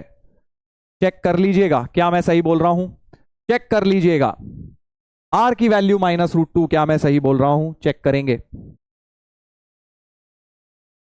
है ना। x की जगह ये, y की जगह ये पुट कर दिया लाइन के अंदर। तो 9 7 2 minus 2 by root 2 equals to 2, -√2 आ गया आर। अब तुम कहोगे सर डिस्टेंस नेगेटिव कैसे आ गया? डिस्टेंस नेगेटिव कैसे आ गया? आर को एक्चुअली हमें √2 ही बोलना चाहिए, बट नेगेटिव डिस्टेंस का मीनिंग क्या है? देख रहे हो ना कितनी जल्दी आंसर आ गया। अभी नेगेटिव का सिग्निफिकेंस बता रहा हूं आपको। आओ नेगेटिव, बिल्कुल अभी बता रहा हूं, समझा रहा हूं नेगेटिव से क्या इंप्लाई होता है। बट तुम ये देखो कितनी जल्दी 3-4 लाइन में आंसर पैरामेट्रिक लिखा और सीधे पुट करा, आर आ गया। इतनी देर में तो तुम इक्वेशन भी सॉल्व नहीं कर पाओगे दो। ठीक है, तो अब नेगेटिव डिस्टेंस का क्या महत्व है? ठीक है, अगर आर नेगेटिव आ जाए, देखो बहुत ही प्यारी बात बता रहा हूं, इधर देखो। तुमने क्या किया, पैरामेट्रिक कोऑर्डिनेट्स में ये अज्यूम कर लिया कि इससे ज्यादा ही कुछ कोऑर्डिनेट्स हैं, तभी तो x की value x1 plus R cos theta है ना भाई? ध्यान से सुनना, बड़ी मजेदार बात बता रहा हूं कि अगर आपने x1 के अंदर कुछ ऐड किया है ना, x1 के अंदर आर कॉस थीटा ऐड किया, आर साइन थीटा, मतलब आपने तो ये मान लिया इसके ऊपर ही पॉइंट है। व्हाट इफ पॉइंट इससे आर दूरी नीचे होता तो क्या आता? -r आता बेटा। यानी नेगेटिव डिस्टेंस का सिर्फ मतलब इतना है कि जो आपने कोऑर्डिनेट्स इंक्रीज करते हुए माने हैं, इंक्रीज नहीं करेंगे 2 3 से, वो डिक्रीज कर रहे होंगे, लाइन यहां कहीं होगी बेसिकली। ठीक है, तो नेगेटिव डिस्टेंस इंप्लाइज कि कोऑर्डिनेट्स नीचे की तरफ है, डिक्रीज कर रहे हैं। तो एक्चुअली जो करेक्ट फॉर्मूला है, जब r की वैल्यू देखो नहीं पता तो आप r प्लस लेके शुरू कर दो, अपने आप नेगेटिव आ जाएगा तो वो नीचे होगा। बट अगर r गिवन है तो आपको प्लस माइनस दोनों लेने चाहिए। तो करेक्ट फॉर्मूला विल बिकम कि x1 plus minus R cos theta, एक बार दोनों में प्लस लोगे, एक बार दोनों में माइनस, तो दो पॉइंट्स एग्जिस्ट करेंगे at a distance of r, एक प्लस आर वाला और नीचे वाला एक जो r पॉइंट या q डैश पॉइंट होगा उसमें माइनस आर दूरी होगी। तो या तो दोनों प्लस लोगे तो एक पॉइंट आ गया, दोनों माइनस तो दूसरा पॉइंट भी आर दूरी नीचे आ जाएगा। ठीक है, तो नेगेटिव डिस्टेंस पैरामेट्रिक में बस यही सिग्निफाई करेगा कि वो कोऑर्डिनेट्स कम हो रहे हैं। एक क्वेश्चन किया, अभी तो बहुत सारे करेंगे, धीरे धीरे तुम्हें समझ आता जाएगा। बस इतना याद रखना, फिक्स पॉइंट से डिस्टेंस पूछा गया था इसलिए पैरामेट्रिक लगा दिया। फिक्स पॉइंट से जब भी डिस्टेंस पूछा गया है, देखो मेथड 1 हमेशा होगा तुम्हारे पास, लंबा मेथड हमेशा होगा। पैरामेट्रिक के क्वेश्चन ऐसे नहीं होते, बिना पैरामेट्रिक के हो नहीं सकते, बहुत बड़े बड़े मेथड हो जाएंगे, बट पैरामेट्रिक के थ्रू बहुत फास्ट हो जाएगा। जैसे एक और देखते हैं, find the point at a distance of 3 units from the point lying on the line. तो एक लाइन है, इसके ऊपर इस पॉइंट से, ये पॉइंट भी देखो इसे सेटिस्फाई कर रहा है, ये 2, -1 भी इसको ही सेटिस्फाई कर रहा है। देखो 2 -1 सेटिस्फाई कर रहा है। तो इस पॉइंट से क्या कह रहे हैं, 3 दूरी पर 3 डिस्टेंस पर एक पॉइंट लिखो। तो 3 इधर भी हो सकता है, तो तुम्हें डायरेक्ट पैरामेट्रिक का एप्लीकेशन दिख रहा है, एक फिक्स्ड पॉइंट से 3 डिस्टेंस पर पैरामेट्रिक लगाना है। करेक्ट, जल्दी से लगा देते हैं। So x equal to x1 plus minus R cos theta, y is equal to y1 plus minus R sine theta. चलिए अब जल्दी मुझे बताइए, x1 y1 क्या होता है? सर फिक्स्ड पॉइंट होता है जहां से पैरामेट्रिक शुरुआत कर रहे हैं। x1 y1 की जगह 2 -1, r की जगह क्या डालोगे? एक बार +3 एक बार -3। करेक्ट, तो x हो जाएगा 2 plus minus 3 cos theta, -1 plus minus R की जगह 3 साइन थीटा। ठीक है, अभी पहले प्लस ले लेता हूं, बाद में माइनस को उल्टा भी कर दूंगा। ठीक है, अभी पहले एक कोऑर्डिनेट लिख लेता हूं ताकि आपको कंफ्यूजन ना हो, +3 वाले लिख लेता हूं। ठीक है, अगेन इसका लेंदी मेथड सोच रहे हो ना कितना बड़ा होगा, इसके अल्फा बीटा मानोगे, अल्फा बीटा इसे सेटिस्फाई करेगा, डिस्टेंस फॉर्मूला क्वाड्रेटिक बन जाएगी, बहुत लंबा क्वेश्चन हो जाएगा। बट पैरामेट्रिक से देखो 2 लाइन में उत्तर आएगा। इधर देखिएगा, ठीक है, तो अब मुझे थीटा, अब बहुत इंपॉर्टेंट चीज बताने वाला हूं। थीटा क्या है? देखो थीटा होता है इस लाइन जिस पे पैरामेट्रिक लग रही है उसका स्लोप एंगल। यहां से स्लोप दिख रहा है -5/12, लाइन का स्लोप है -5/12, तो tan थीटा -5/12 है। अब बहुत इंटरेस्टिंग बात, तो sign theta cos theta, triangle बनाऊंगा अगर 5/12 का तो 13 आएगा। तो साइन हो गया 5/13, कॉस हो गया 12/13। अब मेरा सवाल यह है, tan नेगेटिव में कौन से क्वाड्रेंट का लूं? क्योंकि एएसटीसी रूल कहता है सेकंड में भी हो सकता है, फोर्थ में भी। सेकंड हुआ तो ये प्लस ये माइनस होगा, फोर्थ हुआ तो ये माइनस ये प्लस होगा। तो मुझे ये बता दीजिए कि tan थीटा जब नेगेटिव आया है तो मैं कौन सा क्वाड्रेंट लूंगा एएसटीसी के हिसाब से? Sir a second only, b fourth only लेंगे सर, और सी बोथ, दोनों लेंगे सर, दोनों केसेस लेंगे। जल्दी पोल पे आप लोग बताएंगे, बहुत इंटरेस्टिंग क्वेश्चन है ये, सब लोग इसका आंसर पोल पे दें। समझ गए क्वेश्चन क्या है? tan थीटा नेगेटिव बना है, तो अब ट्रिग्नोमेट्री कहती है यार 5/13 12/13 तो है, बट दो केस बन जाने चाहिए, एक बार ये प्लस ये माइनस, ये माइनस ये प्लस, तो कौन सा होगा? कौन सा होगा? सेकेंड ओनली मतलब ए ऑप्शन टिक करोगे, फोर्थ ओनली तुम्हें लगता है फोर्थ क्वाड्रेंट ओनली तो बी, और दोनों क्वाड्रेंट लेने चाहिए सर तो सी टिक कर दोगे, और डी वाले तो प्लूटोवासी हैं भाई, जिन्हें पढ़ाई लिखाई से मतलब नहीं है। सर पॉइंट का क्वाड्रेंट देखो, अबे पॉइंट के क्वाड्रेंट से इससे क्या लेना देना? स्लोप एंगल का इससे क्या लेना देना? पॉइंट तो जहां मर्जी हो, ये एंगल क्या है? स्लोप एंगल एक्स एक्सिस के साथ वाला। हाँ चलिए तो देखते हैं क्या कह रहे हैं। वैसे आंसर इसका मैं बता देता हूं, आंसर इसका ए है। अब क्यों, लॉजिक क्या अभी समझा देता हूं। 40% ने बोला है, देखो 34% दोनों कह रहे हैं। प्लूटोवासी बहुत बढ़ गए हैं भाई आजकल, जनसंख्या बहुत बढ़ रही है। हाँ तो अब ये बताइए सेकंड क्वाड्रेंट ही क्यों लूंगा सिर्फ? कौन बताएगा मुझे, कौन बताएगा? जल्दी जल्दी। Range of theta, yes correct, बहुत बढ़िया बेटा। मैंने तुम्हें बात बोली थी कि जो इंक्लिनेशन एंगल होता है थीटा, उसकी रेंज 0 से पाई होती है, याद आ रहा है? देख रहे हो ना छोटी छोटी चीजें कैसे लगती हैं। थीटा की रेंज, ट्रिग्नोमेट्री तो भूल जाओ, बट स्ट्रेट लाइन में जो इंक्लिनेशन एंगल है उसमें रेंज यही होती है। तो पाई से बड़ा होता ही नहीं है ना, तो 180 से बड़ा होता ही नहीं, तो सेकंड ही तो लोगे। फोर्थ क्वाड्रेंट में कैसे ले लोगे? स्लोप एंगल होता ही नहीं है, इसलिए आपके पास अगर tan थीटा नेगेटिव आए तो तुम सेकंड क्वाड्रेंट ओनली लोगे। आई होप समझ गए हो। सेकंड मतलब साइन पॉजिटिव कॉस नेगेटिव, ठीक है? बहुत इंपॉर्टेंट बात है। पैरामेट्रिक कोऑर्डिनेट जब भी लगा रहे हो याद रखना, अगर tan नेगेटिव तो तुम्हें थीटा की रेंज का इस्तेमाल करना है, यानी तुम्हें cos को -12/13, सो x हो गया 2 + 3 इंटू -12/13। थोड़ा सा कैलकुलेशन कर लेते हैं। 36/13,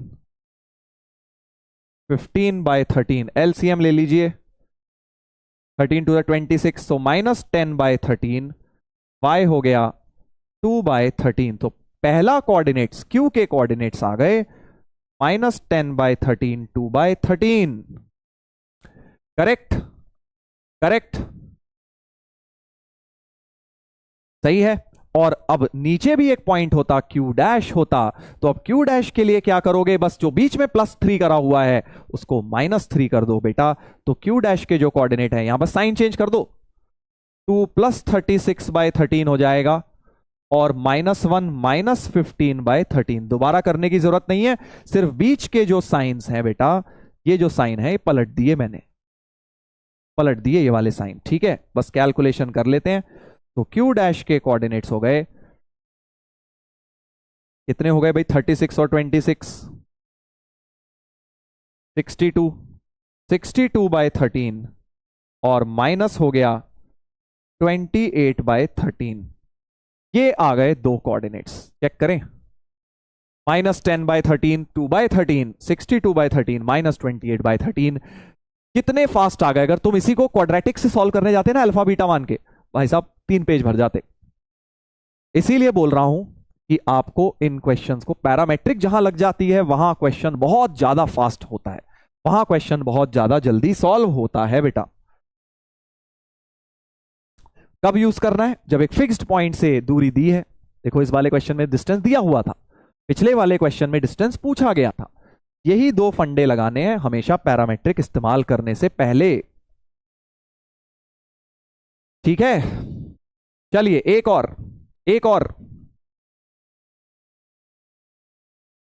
करते हैं।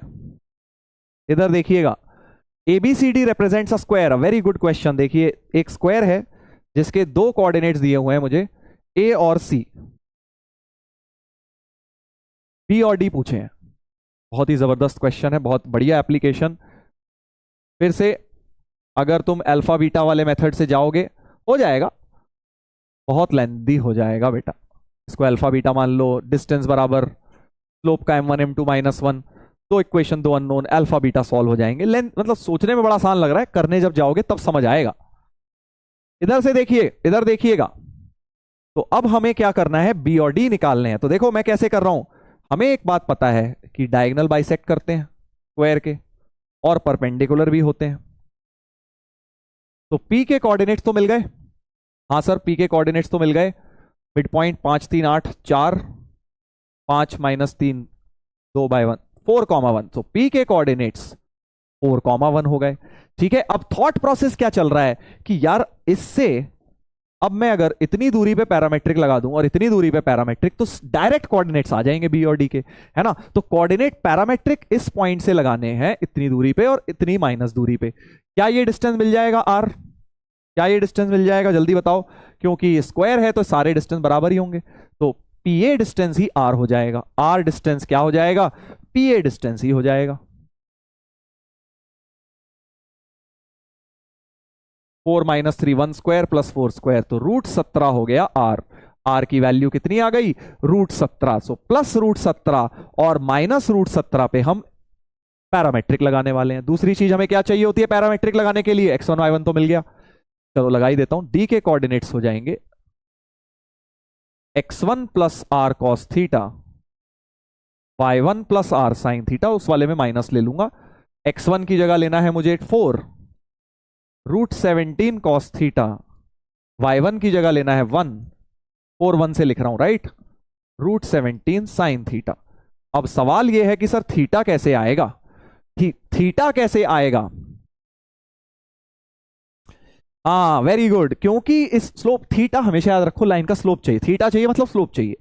स्लोप चाहिए तो इसका स्लोप से निकल जाएगा। Slope of AC, slope of AC तो पता है हमें, 5 - -3 8 अपॉन 3 - 5 दैट इज 8/-2 -4। तो स्लोप ऑफ बी डी हो गई m1 m2 माइनस की वजह से -1 की वजह से 1/4, 1/4 हो गई बेटा, करेक्ट। m1 m2 -1 की वजह से। अब देखो कुछ लोग कह रहे हैं थीटा को 90 ले लो सर। अबे मेरे दोस्त एक्स एक्सिस के साथ होता है थीटा, ये नहीं ये 90 दिख रहा है तो theta 90। Theta is slope angle. Theta जब भी पैरामेट्रिक का निकालना है तो वो एक्स एक्सिस के साथ एंगल था, यानी स्लोप एंगल था। सो टैन थीटा 1/4 हो गया है। स्लोप ऑफ बी डी क्योंकि 1/4 आई है, सो टैन थीटा 1/4। ट्राइंगल बना लो भाई। तो साइन थीटा हो गया 1/√17, कॉस थीटा हो गया 4/√17। वैल्यू चिपका दो यहां।